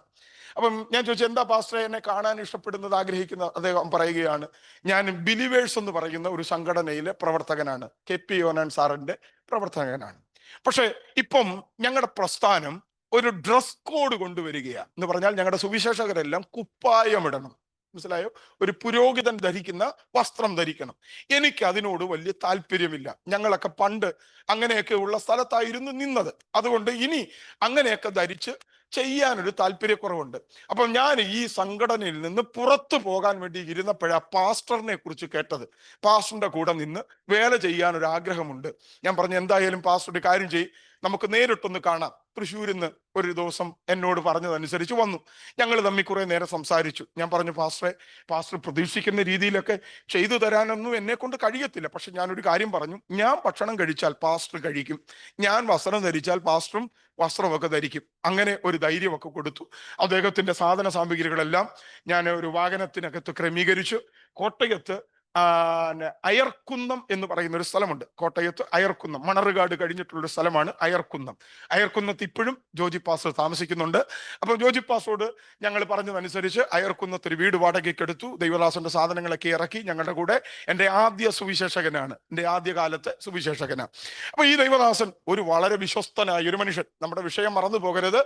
3-ാമത്തെ ചിന്തയാണ്, എൻ്റെ 1-ാം പ്രതിപാദത്തിൽ ആരും എനിക്ക് തുണ നിന്നില്ല, എല്ലാവരും എന്നെ കൈവിട്ടു എന്ന വിഷയത്തോട് ബന്ധപ്പെട്ടാണ് ഞാൻ ഈ സംഭവം പറയുന്നത്. ജോജി പാസ്റ്റർ ഒരു മാതൃകയുള്ള ദൈവദാസനാണ്. മാതൃകയുള്ളതെന്ന് പറഞ്ഞാൽ ഞങ്ങൾ ഒരു പ്രസ്ഥാനമൊക്കെ തുടങ്ങിയപ്പോൾ ഒത്തിരി ദൈവദാസന്മാരെ ഞാൻ ഒപ്പം നിർത്തി. അവരെല്ലാം കർത്താവിന്റെ വേല ചെയ്തു. പലയിടങ്ങളിലും ആളുകളെ ഇങ്ങനെ ഇടയ്ക്ക് മാറ്റാറുണ്ട്. 3 വർഷമൊക്കെ കഴിയുമ്പോൾ ചിലരെ അവിടുന്ന് മാറ്റി അപ്പുറത്തോട്ടൊക്കെ വിടാറുണ്ട്. അപ്പൊ ഈ മാറ്റുന്ന സമയത്ത് ഭയങ്കര ബുദ്ധിമുട്ടാ പാസ്റ്ററെ. ആദ്യം ചെന്ന് പാലുകാരന്റെ കുടിശ്ശിക തീർക്കണം, വാടകക്കാരന്റെ കുടിശ്ശിക തീർക്കണം. അങ്ങനെ ഒത്തിരി കുടിശ്ശിക തീർത്ത് ആ പലരെയും ഞങ്ങൾ ഓരോ സ്ഥലത്തേക്ക് മാറ്റി വിടേണ്ടതൊക്കെ വന്നിട്ടുണ്ട്. എന്നാൽ ഈ ജോജി പാസ്റ്ററിന്റെ ഒരു പ്രത്യേകത, ആർക്കും 1 രൂപ പോലും ബാധ്യത വെക്കത്തില്ല. നല്ല മാതൃകാപരമായി ജീവിക്കുന്ന ഒരാൾ. 5 പൈസ പോലും ഒരാളോടും തന്റെ ഭാരം പറയത്തില്ല. ഒരു കടം ആർക്കും വരുത്തി വെക്കതില്ല. അങ്ങനെ ഒരു ഭക്തനായ മനുഷ്യൻ. ഈ ദൈവദാസൻ തൃശ്ശൂർ പാർത്തുകൊണ്ടിരുന്നപ്പോൾ അദ്ദേഹത്തിന്റെ ജീവിതത്തിൽ ഒരാവശ്യമുണ്ടായി. ഒരാവശ്യം ഒരു പൈസയുടെ വിഷയമാണ്, ഒരു സാമ്പത്തിക വിഷയമാണ്. ഈ സാമ്പത്തികം അദ്ദേഹത്തെ കൊണ്ട് തരപ്പെടുത്താൻ പറ്റാത്തൊരു വിഷയമാണ്. എങ്കിലും ഈ മനുഷ്യൻ ആരോടും പറയാതെ ഈ വിഷയത്തിന്റെ നടുവിൽ ദൈവസന്നിധിയിൽ ഇരുന്ന് പ്രാർത്ഥിക്കാൻ തുടങ്ങി, കരയാൻ തുടങ്ങി, നിലവിളിക്കാൻ തുടങ്ങി. ആ ദിവസങ്ങൾ ഇങ്ങനെ അങ്ങോട്ട് മുൻപോട്ട് കടന്നുപോയി. ഈ പൈസ വേണ്ട ദിവസങ്ങൾ അടുക്കും തോറും ദൈവദാസന്റെ മുഖഭാവമൊക്കെ മാറാൻ തുടങ്ങി. കാരണം ഒരു പുരുഷനെ സംബന്ധിച്ച് ഒരു കാര്യം ആരോടെങ്കിലും പറഞ്ഞിട്ടുണ്ടെങ്കിൽ അത് ചെയ്തു കൊടുക്കാനുള്ള ആ വലിയ ഉത്തരവാദിത്വം അകത്ത് കിടക്കുന്നത് കൊണ്ട് ആ ദിവസങ്ങൾ അടുക്കും തോറും ഈ മനുഷ്യന്റെ അകത്തേക്ക് വല്ലാത്ത വിഷമം. ആ ദിവസം എങ്ങനെ ഈ പൈസ എങ്ങനെ കണ്ടെത്താൻ കഴിയും? അദ്ദേഹം ഇരുന്ന് പ്രാർത്ഥിക്കുക, ഹോളിനകത്ത് കയറി ഇരുന്ന് പ്രാർത്ഥിക്കുക. മുഖഭാവമൊക്കെ മാറുന്നത് ഭാര്യ ക്രിസ്റ്റി കാണുന്നുണ്ട്. അദ്ദേഹത്തിന്റെ മാനസിക നില വല്ലാതെ കയ്യിൽ നിന്ന് നഷ്ടപ്പെട്ടു പോകുന്നത് പോലെ ഈ സഹോദരിക്ക് തോന്നി. കാരണം വല്ലാത്ത ടെൻഷൻ, മുഖഭാവമൊക്കെ മാറി. വാക്കുകളൊക്കെ അങ്ങോട്ടും ഇങ്ങോട്ടും ഒക്കെ ഓർമ്മയൊക്കെ നഷ്ടപ്പെടുന്നത് പോലൊക്കെ തോന്നി. ഈ സഹോദരിക്ക് മനസ്സിലായി ഇങ്ങനെ പോയാൽ അപകടം സംഭവിക്കാൻ സാധ്യതയുണ്ട്. ഈ സഹോദരി എല്ലാ വിഷയത്തിലും ഇടപെടുന്നയാളല്ല. നേരെ ചെന്നിട്ട് ജോജി പാസ്റ്ററോട് പറഞ്ഞു, അച്ഛാ ഇനി ഇങ്ങനെ ഇരുന്ന് പ്രാർത്ഥിച്ചിട്ട് കാര്യമില്ല. അതുകൊണ്ട് ഒരു കാര്യം ചെയ്യും, നിങ്ങൾക്ക് ആരോടെങ്കിലും വായ്പ വാങ്ങാൻ ബുദ്ധിമുട്ടാണെങ്കിൽ നിങ്ങൾ ആരോടും പറയണ്ട. പക്ഷേ നമ്മുടെ പ്രസ്ഥാനമുണ്ടല്ലോ, തിരുവല്ലയിലുള്ള KP യോഹന്നാൻ ആത്മീയാത്ര പ്രസ്ഥാനമുണ്ടല്ലോ, നമ്മുടെ പ്രസ്ഥാനത്തിൽ പ്രവർത്തിക്കുന്ന ആളുകൾക്ക് ഇങ്ങനെ എന്തെങ്കിലും ഒരു സാമ്പത്തിക ആവശ്യം വന്നാൽ ഒരു ലോൺ അനുവദിക്കുന്ന ഒരു സിസ്റ്റം നമുക്കുണ്ടല്ലോ. അതുകൊണ്ടൊരു കാര്യം ചെയ്യാം, ഞാനൊരു അപേക്ഷ എഴുതി തരാം. ഈ അപേക്ഷയുമായിട്ട് അച്ഛൻ പോയി നമ്മുടെ പ്രസ്ഥാനത്തിൽ പോയിട്ട് പറഞ്ഞാൽ ഈ പൈസ അവർ അനുവദിക്കും. നമ്മുടെ ശമ്പളത്തിൽ നിന്ന് മാസാമാസം അവരത് കട്ട് ചെയ്യും. അങ്ങനെ ഒരു സിസ്റ്റം എല്ലാ കമ്പനികൾക്കും ഉള്ളതുപോലെ അന്നത്തെ കാലത്ത് ആത്മീയ യാത്ര എന്ന പ്രസ്ഥാനത്തിന് അങ്ങനെ ഒരു സിസ്റ്റം ഉണ്ടായിരുന്നു. ഈ ദൈവദാസൻ രാവിലെ ഈ സഹോദരി എഴുതി കൊടുത്ത അപേക്ഷയുമായി രാവിലെ തൃശ്ശൂരിൽ നിന്ന് വാഹനം കയറി നേരെ തിരുവല്ലയിലെത്തി. അവിടുന്ന് നേരെ മഞ്ഞാടിയിലെത്തി. 9:30 ആയപ്പം ഓഫീസിലെത്തി. 10 മണിക്ക് തുറക്കത്തുള്ളൂ, നേരത്തെ എത്തി. ആ ഓഫീസ് തുറക്കുന്ന ആൾ വന്നപ്പോൾ ദാണ്ടെ ജോജി പാസ്റ്റർ ഗേറ്റിന്റെ അടുത്ത് നിൽക്കുന്നു. പാസ്റ്ററെ എന്താ ഇത്ര രാവിലെ? അദ്ദേഹം കാര്യം പറഞ്ഞു, എനിക്കിങ്ങനെ ഒരു സാമ്പത്തിക ആവശ്യം ഉണ്ടായിരുന്നു, നമ്മുടെ ട്രഷറാറിനെ ഒന്ന് കണ്ട് ഓഫീസിൽ ഒരു അപേക്ഷ കൊടുക്കാൻ മതി. അപ്പൊ അവര് പറയുക, പാസ്റ്ററെ ഒന്ന് വിളിച്ചിട്ട് വേണ്ടായിരുന്നോ വരാൻ? കാരണം ഇന്ന് ഉച്ചവരെ ഹാഫ് ലീവ് എടുത്തിരിക്കുക നമ്മുടെ ആ സാറ്. ഉച്ചവരെ ഒരു കല്യാണത്തിന് പോയിട്ട് വൈകിട്ട് ഉച്ച കഴിഞ്ഞേ വരത്തുള്ളൂ, 2 മണിക്ക് ശേഷമേ എത്തത്തുള്ളൂ എന്ന് ഇന്നലെ പറഞ്ഞിട്ട് പോയി. പാസ്റ്റർ ഒന്ന് വിളിച്ചിരുന്നെങ്കിൽ ഇതൊന്ന് ഓർമ്മപ്പെടുത്തിയാനല്ലോ. അദ്ദേഹം പറഞ്ഞു, കുഴപ്പമില്ല, ഞാൻ വെയിറ്റ് ചെയ്തോളാം. 2 മണിയായി. 2 മണിയായപ്പം ഈ ട്രഷറായിരിക്കുന്ന സാറ് നേരെ ഓഫീസിലേക്ക് വന്നു. തന്റെ റൂം തുറന്ന് അകത്തേക്ക് കയറി. പെട്ടെന്ന് ആദ്യം തന്നെ ജോജി പാസ്റ്റർ ചെന്ന് കയറി തന്റെ അപേക്ഷ കൊടുത്തു. അപേക്ഷ കൊടുത്തപ്പോൾ അത് വായിച്ചു നോക്കിയിട്ട് ദൈവദാസന്റെ മുഖത്തേക്ക് നോക്കിയിട്ട് പറഞ്ഞു, സോറി പാസ്റ്ററെ, പാസ്റ്റർ ഒന്ന് വിളിച്ചിരുന്നെങ്കിൽ ഞങ്ങൾ ആ കാര്യം പറഞ്ഞേന്. വിളിക്കാതെ വന്നതുകൊണ്ടാണ് പാസ്റ്ററോട് സോറി പറയുന്നത്. ഇപ്പോൾ അങ്ങനെ ഒരു സിസ്റ്റം നമ്മുടെ പ്രസ്ഥാനം ചെയ്യുന്നില്ല. കാരണം നമ്മുടെ ഇടയിൽ അനേക ആളുകൾ ഇതുപോലെ ലോൺ എടുത്ത് അവരെ സഹായിച്ചത് എന്നാൽ തിരിച്ചടയ്ക്കാതെ നമ്മുടെ പ്രസ്ഥാനം വിട്ട് പലരും പോയി. ലക്ഷങ്ങളുടെ ബാധ്യത നമുക്കുണ്ടായി. അതുകൊണ്ട് ഇപ്പോൾ നമ്മുടെ ഈ സംഘടന ആ നിലയിൽ ആരെയും ഹെൽപ്പ് ചെയ്യുന്നില്ല. അതുകൊണ്ട് മടങ്ങിപ്പോയിക്കോളാം. ഒരല്പം വിഷമം തോന്നി, എങ്കിലും പരിഭവങ്ങളൊന്നുമില്ലാതെ ആ സ്റ്റെപ്പൊക്കെ ഇറങ്ങി താഴേക്ക് വന്നു. താൻ തിരുവല്ലയിലെത്തി. അവിടുന്ന് ബസ് കയറി തൃശ്ശൂരെത്തി. രാത്രി തൻ്റെ വീട്ടിലേക്ക് എത്തി. അന്ന് രാത്രിയിലെ കുടുംബ പ്രാർത്ഥന എല്ലാ പതിവ് ദിവസങ്ങൾ പോലെ അവരിരുന്ന് പ്രാർത്ഥിച്ചു. പിറ്റേ ദിവസം രാവിലെ ഒരു മകളേ ഉള്ളൂ, കുഞ്ഞിനെ സ്കൂളിലേക്ക് വിട്ടു. അതിനുശേഷം ഒരു 11 മണിയോളം സമയമായപ്പോൾ ഇദ്ദേഹം വീട്ടിലിരിക്കുന്ന സമയത്ത് ദാണ്ടെ ഇദ്ദേഹത്തിന്റെ വീട്ടിലേക്ക് ഒരാൾ കയറി വരികയാണ്. ഒരു കറുത്ത ഉയരം കുറഞ്ഞ ഒരു മനുഷ്യൻ. അദ്ദേഹം മുറ്റത്ത് വന്ന് നിന്നിട്ട് ചോദിക്കുക, പാസ്റ്റർ ആണോ? അതെ ആണ്. ഞാൻ തൊട്ടപ്പുറത്തെ വീട്ടിൽ വന്നതാ. കഴിഞ്ഞ പ്രാവശ്യം ഞാൻ അവിടെ വന്നപ്പോൾ, എൻ്റെ ബന്ധുവാണ് താമസിക്കുന്ന ആ വീട്ടിൽ വന്നപ്പോൾ ഈ വീട് അന്ന് അടഞ്ഞു കിടക്കുകയായിരുന്നു. ഇപ്പം ഇതിങ്ങനെ തുറന്നു കിടക്കുന്നത് കണ്ടപ്പോൾ ഞാൻ വീട്ടുകാരോട് ചോദിച്ചു, ഇവിടെ വാടകക്കാർ വന്നു. അപ്പൊ അവര് പറഞ്ഞു, എടാ നിന്റെ കൂട്ടത്തിൽപ്പെട്ട ആരാണ്ടാ അപ്പുറത്ത് താമസിക്കുന്നത് എന്ന് പറഞ്ഞാൽ പെന്തക്കോസുകാരനാണ് എന്ന് അറിഞ്ഞു. അപ്പൊ അദ്ദേഹം ഈ പെന്തക്കോസുകാരനാണെന്ന് അറിഞ്ഞപ്പോൾ പാസ്റ്ററിനെ ഒന്ന് പരിചയപ്പെടാൻ വേണ്ടി വന്നത്. അദ്ദേഹം പറഞ്ഞു, ഞാന് മണിമല സ്വദേശിയാണ്. ഞാനൊരു ടാപ്പിംഗ് തൊഴിലാളിയാണ്. റബ്ബർ വെട്ടി ജീവിക്കുന്നയാളാണ്. കേവലം ഒരു റബ്ബർ വെട്ടുകാരൻ മാത്രമല്ല, ആഴ്ചയിൽ 3 ദിവസം മാത്രമേ റബ്ബർ വെട്ടാൻ പോവുകയുള്ളൂ. ബാക്കി 3-4 ദിവസം കർത്താവിന്റെ വേല ചെയ്യുന്ന ഒരു ശുശ്രൂഷകനും കൂടെയാണ് ഞാൻ. അദ്ദേഹം തൻ്റെ അനുഭവങ്ങളൊക്കെ പങ്കുവെക്കാൻ തുടങ്ങി. ഓരോ കാര്യങ്ങളും പറഞ്ഞു. അങ്ങനെ അല്പസമയം മുൻപോട്ട് പോയി. അദ്ദേഹം പറഞ്ഞു, പാസ്റ്ററെ സമയം ഒത്തിരിയായി, അതുകൊണ്ട് ഞാൻ ഒരു വാക്ക് പ്രാർത്ഥിച്ചിട്ട് പോയിക്കോട്ടെ? ജോജി പാസ്റ്ററോട് ചോദിക്കുക, ഒന്ന് പ്രാർത്ഥിച്ചിട്ട് പോയിക്കോട്ടെ? ജോജി പാസ്റ്റർ പറഞ്ഞു, ദൈവദാസനെ പ്രാർത്ഥിക്കാൻ പറഞ്ഞു. ആ മനുഷ്യൻ അവിടെ നിന്നുകൊണ്ട് ആത്മാർത്ഥമായ ഒരു പ്രാർത്ഥന ജോജി പാസ്റ്ററിന് വേണ്ടി നടത്തി. പ്രാർത്ഥന കഴിഞ്ഞു. രണ്ടുപേരും ഒരുമിച്ച് ആമീൻ പറഞ്ഞു. പക്ഷെ ഈ പ്രാർത്ഥിച്ചിട്ട് പാസ്റ്റർ പോകുന്നില്ല, വീട്ടിൽ തന്നെ നിൽക്കുക. ഒരു ദൈവദാസൻ വീട്ടിൽ വന്ന് പ്രാർത്ഥിച്ചിട്ട് പോകാതെ വീട്ടിൽ തന്നെ നിന്നാൽ നമ്മുടെ അകത്തെന്തോ ആയിരിക്കും? ഒരു ആകുലത ഉണ്ടാകും. എന്തെങ്കിലും ഒരു സ്വോത്രകാഴ്ച, എന്തെങ്കിലും ഒരു കാണിക്ക പ്രതീക്ഷിച്ച് ചിലപ്പോൾ നിൽക്കുകയായിരിക്കും.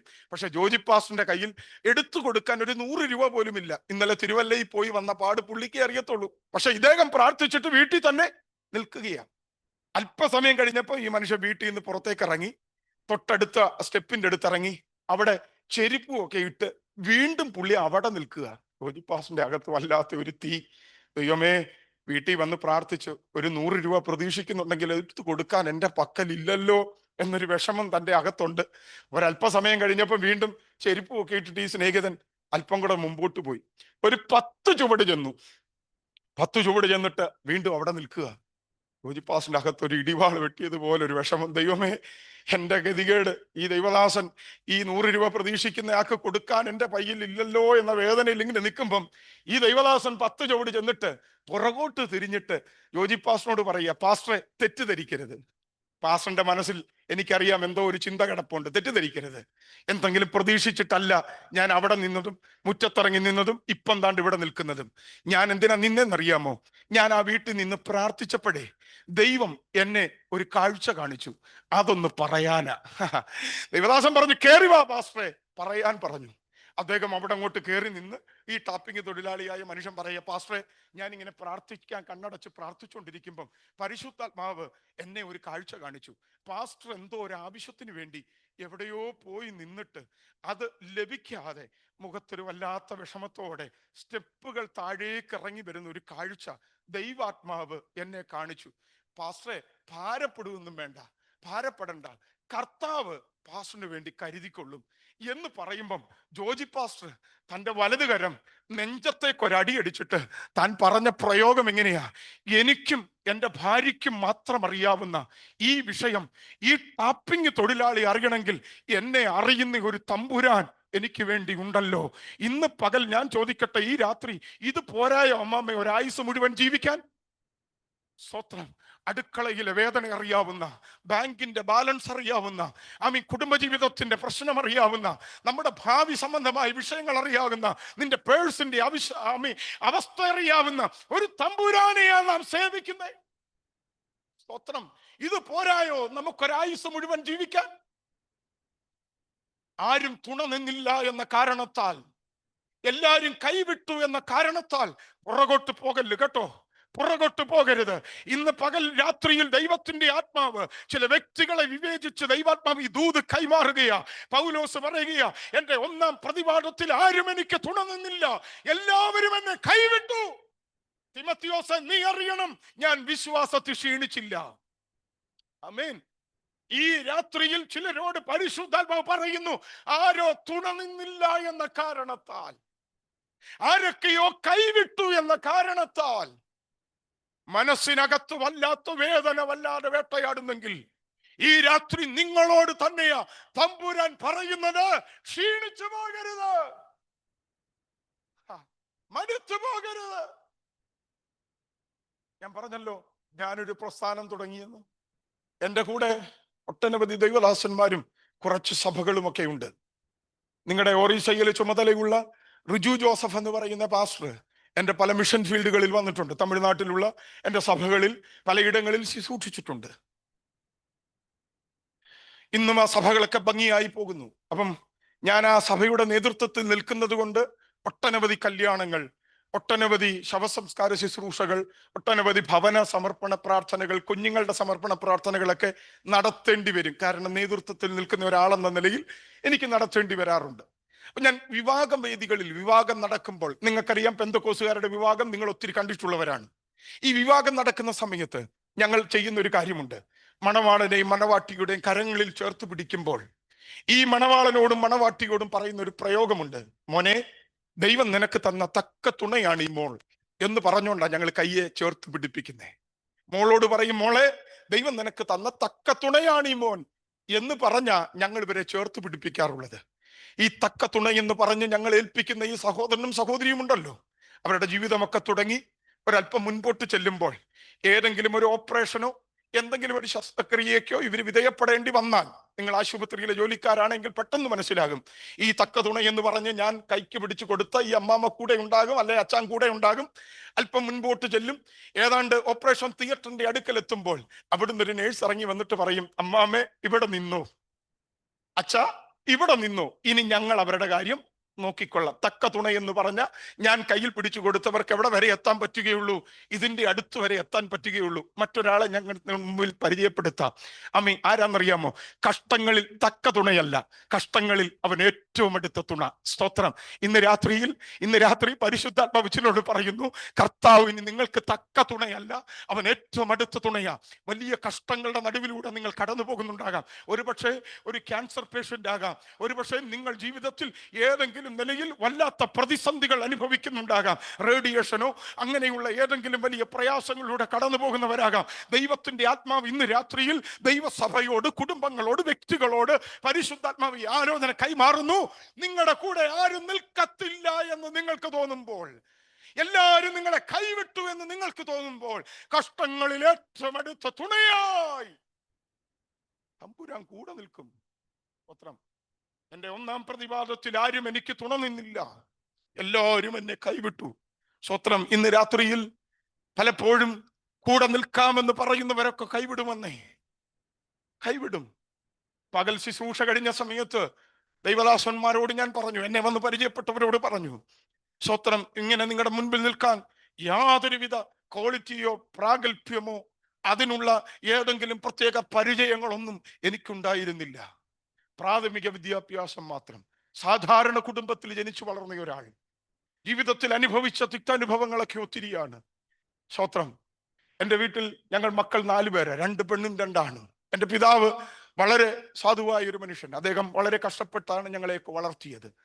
ഇന്ന് അദ്ദേഹം ഞങ്ങളുടെ കൂടെ ഇല്ല, മരണപ്പെട്ടു. സ്തോത്രം. ഞാൻ ചിലയിടങ്ങളിലൊക്കെ പറയാറുണ്ട്, എൻ്റെ അമ്മയുടെയും അപ്പൻ്റെയും വീട്ടിൽ കൂടുതൽ സഹോദരങ്ങളാണ്. എൻ്റെ അമ്മയുടെ വീട്ടിൽ ഏതാണ്ട് 9 സഹോദരങ്ങൾ. അമ്മയുടെ വീട്ടിലെ 9 സഹോദരങ്ങൾ, അപ്പൻ്റെ വീട്ടിൽ 7 സഹോദരങ്ങൾ. എൻ്റെ അമ്മ രണ്ടാമത്തതാ. പേര് തങ്കമ്മ എന്നാ, പക്ഷെ തങ്കമായ ഒരു ബന്ധവും ഇല്ല. വളരെ ബുദ്ധിമുട്ടാ. പേര് തങ്കമ്മ എന്നൊക്കെയാ. അമ്മയ്ക്ക് 2 ആങ്ങളമാരാ. അതിലൊരു ആങ്ങള രാജു. കേൾക്കുന്നുണ്ടെങ്കിൽ, ഇവിടെ ലൈവൊക്കെ പോകുന്നുണ്ടെന്ന് എനിക്ക് തോന്നേ. അപ്പം രാജുച്ചാൻ കൊച്ചു ചെറുപ്രായത്തിലെ ബോംബെക്ക് പോയി. ബോംബെയിൽ അന്ന് പോയി. അന്നത്തെ ഗൾഫ് പോലെയാ കൊച്ചിലെ. ഞങ്ങളുടെയൊക്കെ ചെറിയ പ്രായം 1980, 81, 82, 85 വരെയുള്ള കാലഘട്ടത്തിലെ കഥയായി പറയുന്നേ.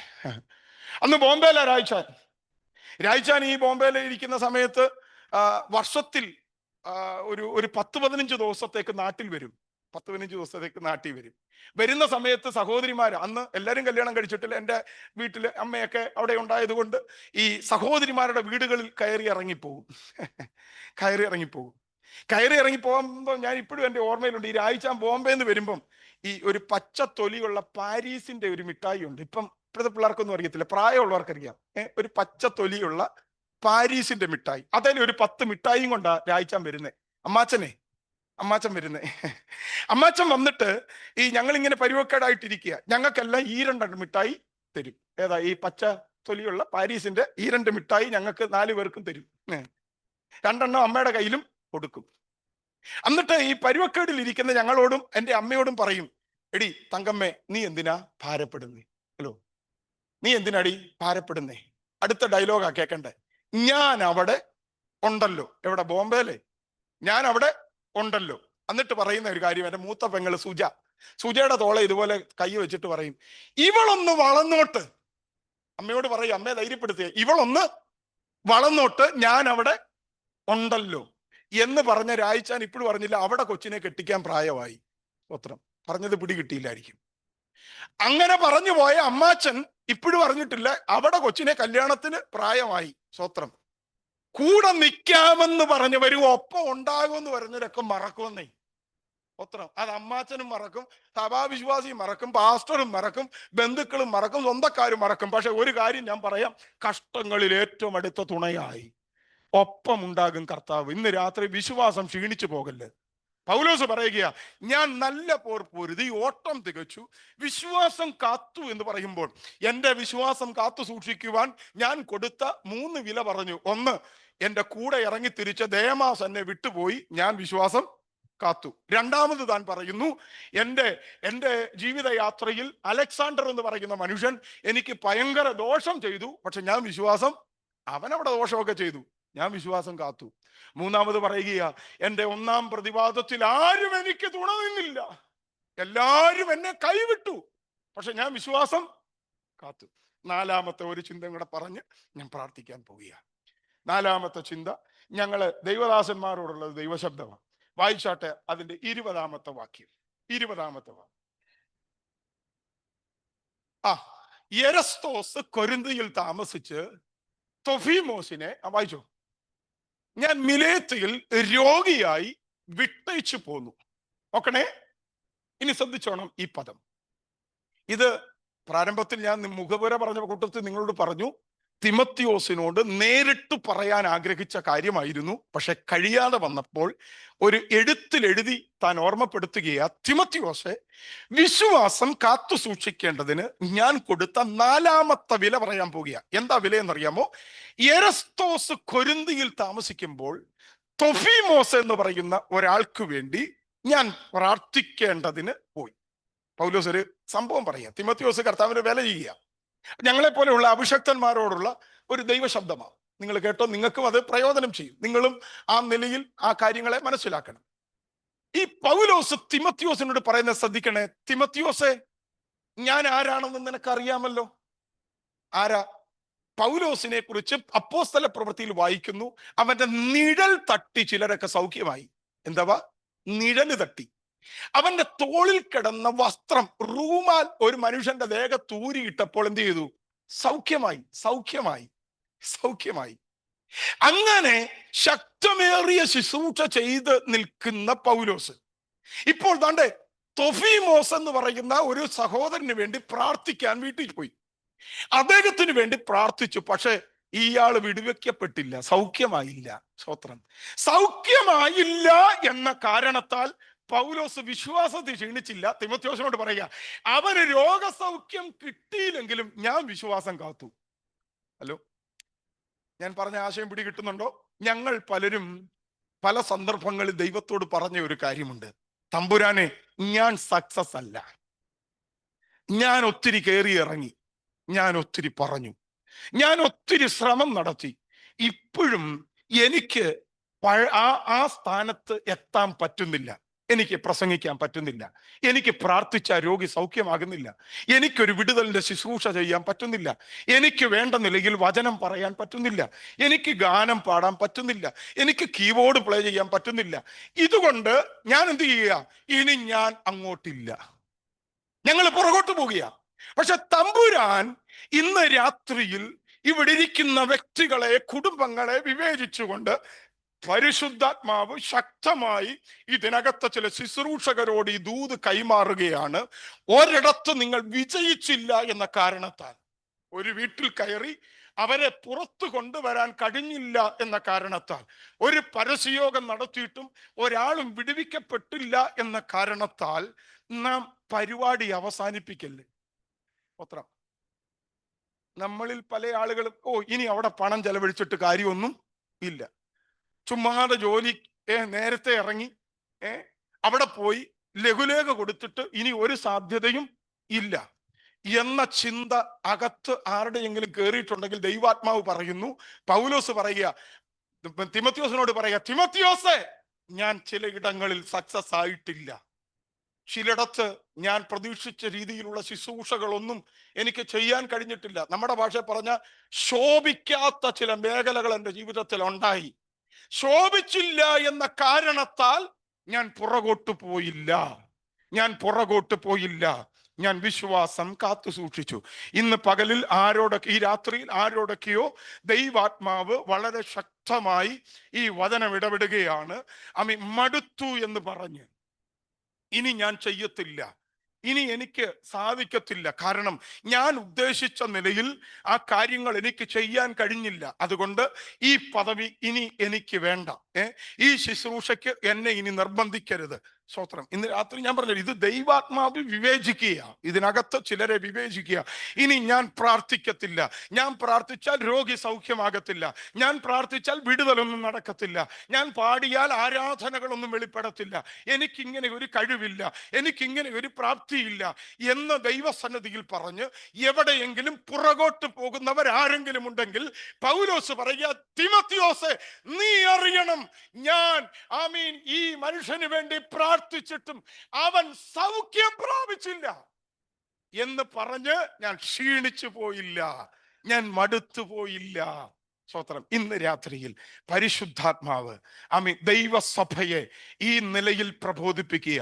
ഞാൻ എൻ്റെ വാക്കുകളെ ഇവിടെ ചുരുക്കിക്കൊണ്ട് അല്പനിമിഷങ്ങൾ നിങ്ങൾക്ക് പ്രാർത്ഥിക്കാനായി ദൈവാത്മാവ് എനിക്ക് നിയോഗം തരുന്നുണ്ട്. സ്തോത്രം. ഞാൻ പറഞ്ഞല്ലോ, എനിക്ക് വേണമെങ്കിൽ മറ്റേ വാക്യങ്ങളൊക്കെ നിങ്ങളുടെ അകത്ത് തരാൻ തക്കവണ്ണം എനിക്ക് വിശദമാക്കാം. പക്ഷെ ഞാൻ എൻ്റെ വാക്കുകൾക്ക് ഇവിടെ വിരാമം കുറിക്കുക. തുടർന്ന് ദൈവാത്മാവ് ചിലരെ ഈ ദൂതിനകത്തേക്ക് പ്രവേശിപ്പിക്കുവാൻ കർത്താവ് ആഗ്രഹിക്കുന്നു. എല്ലാ കണ്ണുകളും ഒരു നിമിഷം അടച്ചാട്ടെ. ഈ രാത്രി പരിശുദ്ധാത്മാവ് ദൈവസഭയെ വിവേചിച്ചിട്ട് പറയുന്നു, വിശ്വാസത്തിൽ ക്ഷീണിച്ചു പോയവർ, വിശ്വാസത്തിനകത്ത് മടുപ്പുണ്ടായവർ ഇന്ന് രാത്രിയിൽ ഈ സന്ദേശം കേൾക്കുന്നെങ്കിൽ, ഓൺലൈനിലൂടെ ആകാം, ഒരുപക്ഷെ ഇവിടെ ഇരുന്നു കൊണ്ടാകാം, ഇന്ന് രാത്രി ദൈവാത്മാവ് പറയുന്നു, വിശ്വാസത്തിനകത്ത് ക്ഷീണം സംഭവിച്ചവർ, വിശ്വാസത്തിൽ നിന്ന് പുറകോട്ട് പോയവർ ഈ രാത്രി ഞങ്ങളെ കേൾക്കുന്നെങ്കിൽ നിങ്ങളോടുള്ള ദൈവ ശബ്ദമാണ്. നിങ്ങൾക്കൊരു മടങ്ങി വരവ് ആവശ്യമാണ്. ഇന്ന് രാത്രിയിൽ ദൈവാത്മാവ് പറയുക, തിമോത്തിയോസിനോട് പറയുന്നു പൗലോസ്, ഞാൻ വിശ്വാസം കാത്തു. ഏത് വിശ്വാസം?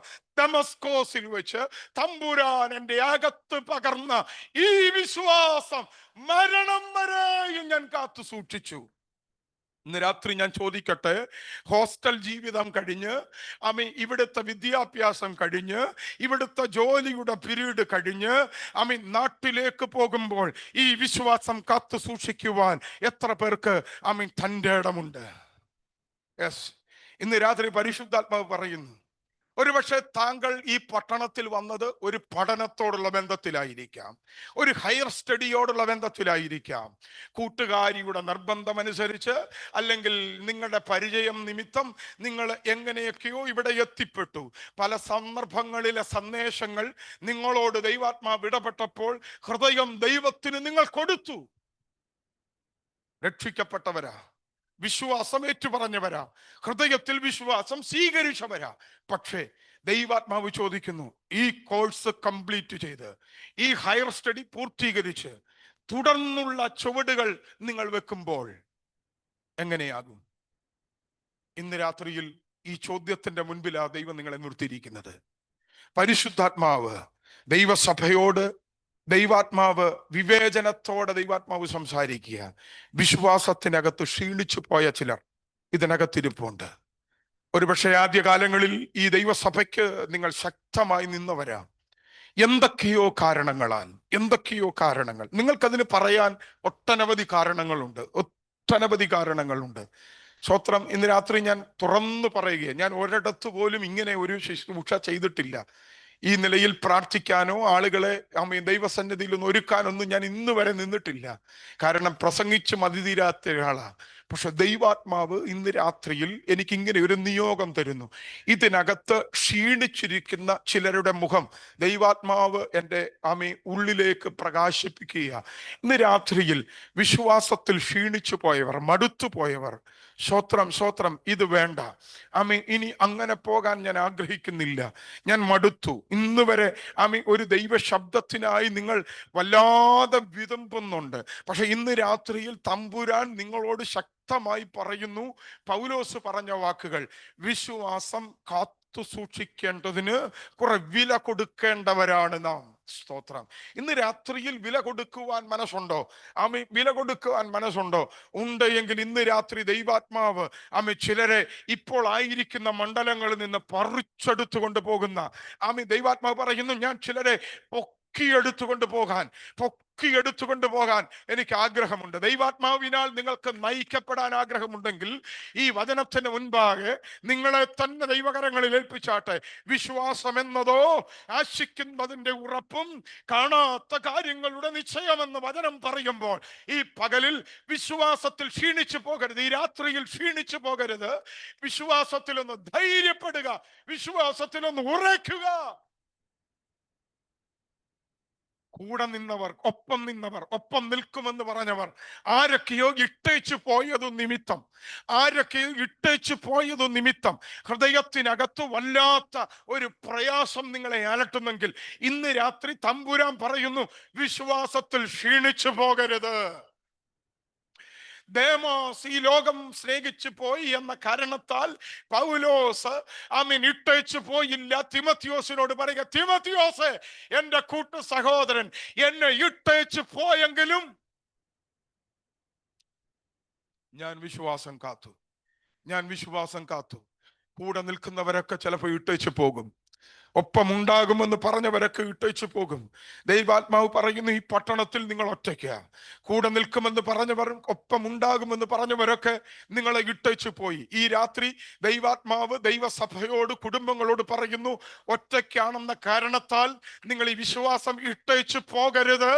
തമ്പുരാൻ പറയുന്നു, നിങ്ങൾക്ക് വേണ്ടി ചില നന്മകളുടെ വഴികൾ തമ്പുരാൻ തുറക്കാൻ പോകുക. നിങ്ങളുടെ മുൻപിൽ ചില വഴികൾ ഓപ്പണാകാൻ പോകുക.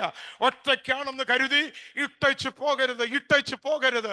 കൂടെ പ്രാർത്ഥിക്കാൻ ആളില്ല, കൂടെ നിൽക്കാൻ ആരില്ല, എന്നെ പ്രോത്സാഹിപ്പിക്കാൻ ആരുമില്ല, എന്നെ ചേർത്ത് പിടിക്കാൻ ആരുമില്ല എന്ന ചിന്ത നിങ്ങളെ ഏലട്ടി നിങ്ങൾ പുറത്തു പോകരുത്.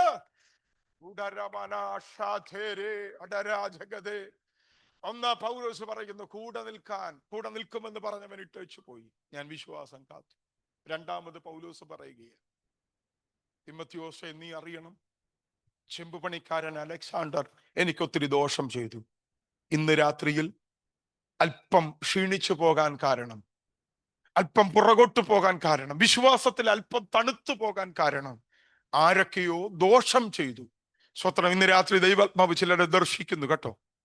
പരിശുദ്ധാത്മാവ് പറയുന്ന ഒരു ചെറിയ പരാതി, ചെറിയൊരു മുറിവ് നിങ്ങളുടെ അകത്ത്, വല്ലാതെ നിരപ്പോട്ടിനകത്ത് തീ പുകയുന്നത് പോലെ പുകയുക. ആരോ ഒരു ദോഷം ചെയ്തു എന്ന കാരണത്താൽ ഇന്ന് രാത്രി കർത്തൃദാസി സിസ്റ്ററെ പരിശുദ്ധാത്മാവ് എന്നോട് പറയുന്നു, ആരോ ദോഷം ചെയ്തു എന്ന കാരണത്താൽ ക്ഷീണിച്ചു പോകുന്ന അനുഭവങ്ങൾ സ്വത്രം ദൈവാത്മാവ് ദർശിക്കുന്നു. പരിശുദ്ധാത്മാവ് പറയുന്നു, ദോഷം ചെയ്തവർ ചുറ്റുപാടുകളിലുണ്ട്.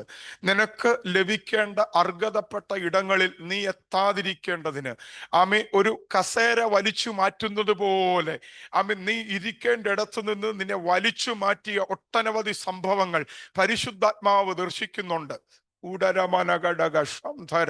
പരിശുദ്ധാത്മാവ് കർത്തൃദാസിയോട് പറയുന്നു, എത്തേണ്ട ഇടങ്ങളിൽ എത്തിക്കാതെ വണ്ണം, എത്തേണ്ട സ്ഥലങ്ങളിൽ എത്തിക്കാതെ വണ്ണം വഴിയാത്രയിൽ ചെയർ വലിച്ചു മാറ്റിയവർ ഒത്തിരി പേർ ചുറ്റുപാടുകളിലുണ്ട്.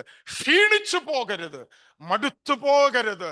ദൈവത്തിന്റെ ആത്മാവ് ശക്തമായി പറയുന്നു, കാലാളോടൊപ്പം ഓടി നീ തളർന്നു പോയാൽ തേരിനോടൊപ്പം നീ എങ്ങനെ ഓടും? ഈ രാത്രി പരിശുദ്ധാത്മാവ് ഒരു പ്രത്യേക കൃപ നിന്റെ മേൽ പകരുകയാ. 2026 പ്രാരംഭ ദിവസങ്ങൾ, മാർച്ച് മാസത്തിന് മുൻപ്, 3 മാസം കടക്കുന്നതിന് മുൻപ് നഷ്ടപ്പെട്ടു പോയ ചില വഴികൾ നിന്റെ പദവികളിലേക്ക് ദൈവം നിന്നെ മടക്കിക്കൊണ്ടുവരുമെന്ന് പരിശുദ്ധാത്മാവ് ദൂത് കൈമാറുകയാ. ഞാൻ പ്രാർത്ഥിക്കുന്നു, ഈ ദാസിയുടെ മേൽ അവകാശപ്പെട്ട സകല വാഗ്ദത്തങ്ങളെയും ഞാൻ റിലീസ് ചെയ്യുകയാ.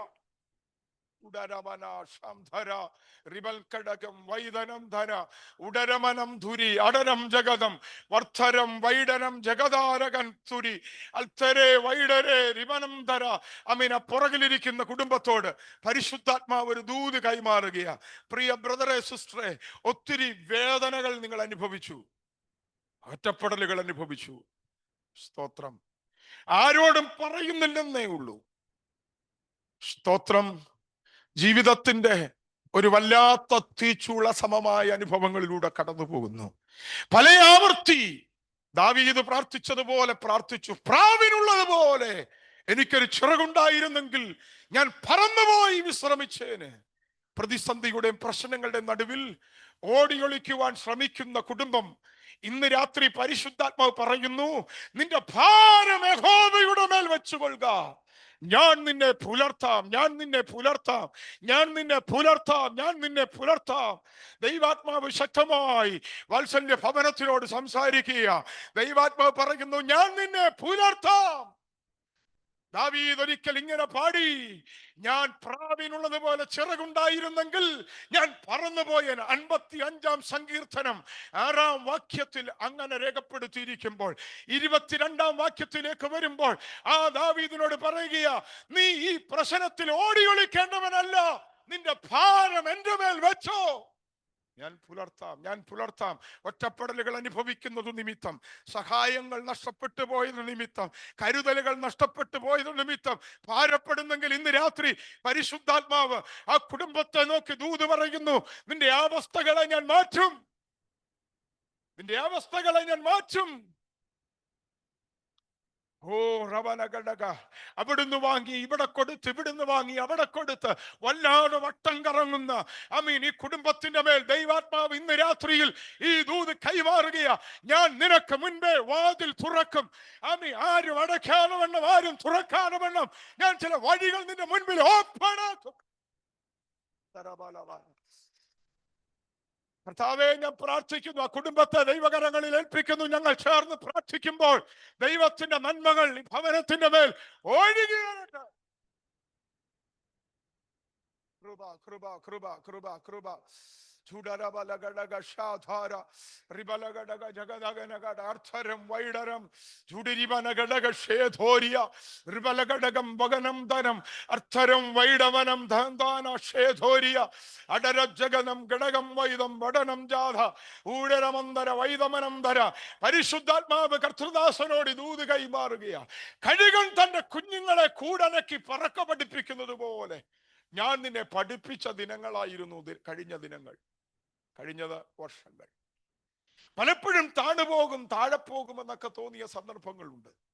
എന്നാൽ കഴുകൻ തന്റെ കുഞ്ഞുങ്ങളെ കൂടനക്കി പറക്ക പഠിപ്പിക്കുന്നത് പോലെ ചിറക് വിരിച്ചു ആയിരുന്നിടങ്ങളിലേക്ക് ഇറങ്ങി വന്നു. ചില സന്ദർഭങ്ങളിലൊക്കെ ചോദിച്ചു, ഞാൻ ഇത്ര വിശ്വസ്തനാണോ? എങ്കിലും എന്നെ ദൈവം ഇത്രത്തോളം താങ്ങിയല്ലോ, എന്നെ പരിപാലിച്ചല്ലോ. എന്റെ ദൈവദാസനെ പരിശുദ്ധാത്മാവ് ഓർമ്മപ്പെടുത്തുന്നു, എനിക്ക് നിന്നെ കുറിച്ച് വലിയ ഉദ്ദേശമുണ്ട്. തമ്പുരാൻ വളരെ ശക്തമായി പറയുന്നു. ഈ ഇരിപ്പിടത്തിൽ നിന്ന് ഒന്ന് എഴുന്നേറ്റ് മുൻനിരയിലേക്ക് വരത്തക്കവണ്ണം ദൈവാത്മാവ് ആഗ്രഹിക്കുന്നുണ്ട്. സ്തോത്രം. ശുശ്രൂഷയുടെ ചില വഴികളും വാതിലുകളും മുൻപിൽ പരിശുദ്ധാത്മാവ് തുറക്കാൻ പദ്ധതിയുണ്ട്. ഒരുപക്ഷെ ആഗ്രഹിക്കുന്നുണ്ടാകാം, പക്ഷെ ഇന്ന് വരെ ആ നിലയിലുള്ള യാതൊരു പരിപാടികളും ആസൂത്രണം ചെയ്തിട്ടില്ലെങ്കിൽ തമ്പുരാൻ പറയുന്നു, എനിക്ക് നിന്നെ ആവശ്യമുണ്ട്. യെരൂശലേമിന്റെ തെരുവീഥികളിൽ യേശു തമ്പുരാൻ കയറിയ കഴുതയുടെ മുകളിൽ കയറിയതുപോലെ നിന്റെ മുകളിൽ കയറി യാത്ര ചെയ്യാൻ ദൈവം ആഗ്രഹിക്കുന്നു. ചില മേഖലകളിൽ ചിലരെ വിളിച്ച് വേർതിരിക്കത്തക്കവണ്ണമുള്ള ഒരു ആത്മിക ശുശ്രൂഷ ദൈവം തരും. സ്തോത്രം. നിരാശപ്പെട്ട തകർന്നു കിടക്കുന്ന ചിലരുടെ അടുക്കലേക്ക് ചൊല്ലണം. പരിശുദ്ധാത്മാവ് പറയുന്നു, നിന്റെ വാക്കുകളാൽ, നിന്റെ കൈത്താങ്ങലുകളാൽ ചിലരെ പുറത്തു കൊണ്ടുവരത്തക്കവണ്ണമുള്ള ഒരു അഭിഷേകം, ഒരു അനോയിന്റിങ് പരിശുദ്ധാത്മാവ് പകരും. സ്തോത്രം. ചിലരെ കർത്താവിന് വേണ്ടി ചേർത്ത് നിർത്തത്തക്കവണ്ണമുള്ള ഒരു ശുശ്രൂഷയുടെ വാതിൽ ദൈവം തുറക്കുമെന്ന് പരിശുദ്ധാത്മാവ് ആലോചന അറിയിക്കുന്നു. ഈ ദിവസങ്ങളിൽ അതിനുവേണ്ടി ഒരുങ്ങണം, അതിനുവേണ്ടി താല്പര്യപ്പെടണം. മടുത്തു എന്നും മതിയെന്നും എന്നെ കൊണ്ട് കഴിയില്ല എന്നും പറയുന്ന അവസ്ഥകൾക്ക് അവസാനം വരുത്തണം. ദൈവാത്മാവ് പറയുന്നു, പൗലോസ് പറഞ്ഞ 4ാമത്തെ ചിന്ത ദൈവദാസനോടുള്ള ദൂത, സക്സസ് അല്ല, എന്നെ കൊണ്ട് പറ്റത്തില്ല, എനിക്ക് വിജയിക്കാൻ പറ്റത്തില്ല, എനിക്ക് പ്രാർത്ഥിക്കാൻ അറിയത്തില്ല, എനിക്ക് പ്രസംഗിക്കാൻ പറ്റത്തില്ല, എനിക്ക് വ്യക്തികളോട് പറയാൻ എനിക്ക് അറിയത്തില്ല, അതിനുള്ള പരിശീലനം എനിക്ക് ലഭിച്ചിട്ടില്ല എന്ന് പറഞ്ഞ് ചില സന്ദർഭങ്ങളിൽ പുറകോട്ട് മാറുന്നത് പരിശുദ്ധാത്മാവ് ദർശിച്ചിട്ട് ദൈവാത്മാവ് പറയുന്നു, ഒരു മുൻനിരയിലേക്ക് വരത്തക്കവണ്ണമുള്ള ഒരു അഭിഷേകം ദൈവം ഇന്ന് രാത്രി പകരപ്പെടുക. കർത്താവേ, ഞാൻ ഈ ദൈവത്തിനായി പ്രാർത്ഥിക്കുന്നു. ഈ കാലയളവിൽ കർത്താവിന് വേണ്ടി നിലകൊള്ളുവാൻ താനായിരിക്കുന്ന ചില മേഖലകളിൽ ക്ഷീണിച്ചിരിക്കുന്ന, മടുത്തുപോയ, മുൻപോട്ട് വരാൻ കഴിയാത്ത, തകർന്നു കിടക്കുന്ന ചിലരെ ചേർത്ത് നിർത്തുന്ന അനുഗ്രഹിക്കപ്പെട്ട ഒരു നിലയിലേക്ക് ഈ ദൈവദാസനെ ഞാൻ ആശീർവദിച്ച് അനുഗ്രഹിച്ച് പ്രാർത്ഥിക്കുന്നു. ദൈവം അങ്ങനെ ചെയ്യുന്നതിനായി സ്തോത്രം. കർത്താവെ, ഈ ദൈവഭൃത്യനായി ഞാൻ പ്രാർത്ഥിക്കുന്നു. കർത്താവിന്റെ ദാസനെ ദൈവകരങ്ങളിൽ ഏൽപ്പിക്കുന്നു. ദോഷം ചെയ്ത പലരും ഞങ്ങളുടെ മുൻപിലുണ്ട്. ദോഷം ചെയ്തു എന്ന കാരണത്താൽ ഓടിപ്പോകാൻ ഞങ്ങൾക്ക് വ്യവസ്ഥയില്ല. ഇന്ന് രാത്രിയിൽ കർത്തൃദാസനെ ദൈവത്തിന്റെ കരങ്ങളിലേക്ക് തരികയാണ്. ഒത്തിരി കാര്യങ്ങൾ ചെയ്യും, പക്ഷെ വിജയിപ്പിക്കാൻ കഴിയാത്ത നിലയിൽ വഴിയിൽ പരാജയപ്പെടുത്തുന്ന ദുഷ്ടപോരിനെ ഞാൻ ശാസിക്കുന്നു. ഈ ദിവസങ്ങളിൽ സ്വന്തമായ ചില വഴികൾ വെട്ടുവാൻ ഹൃദയത്തിൽ ഒരു ആഗ്രഹമുണ്ട്. സ്തോത്രം. ആമീൻ. ദൈവാത്മാവ് പറയുന്നു അധികം താമസിയാതെ വണ്ണം ആമീൻ ഒരു രഹബോത്തിനെ ദൈവം തുറക്കും. ഒരു ശണ്ടയില്ലാത്ത കിണർ.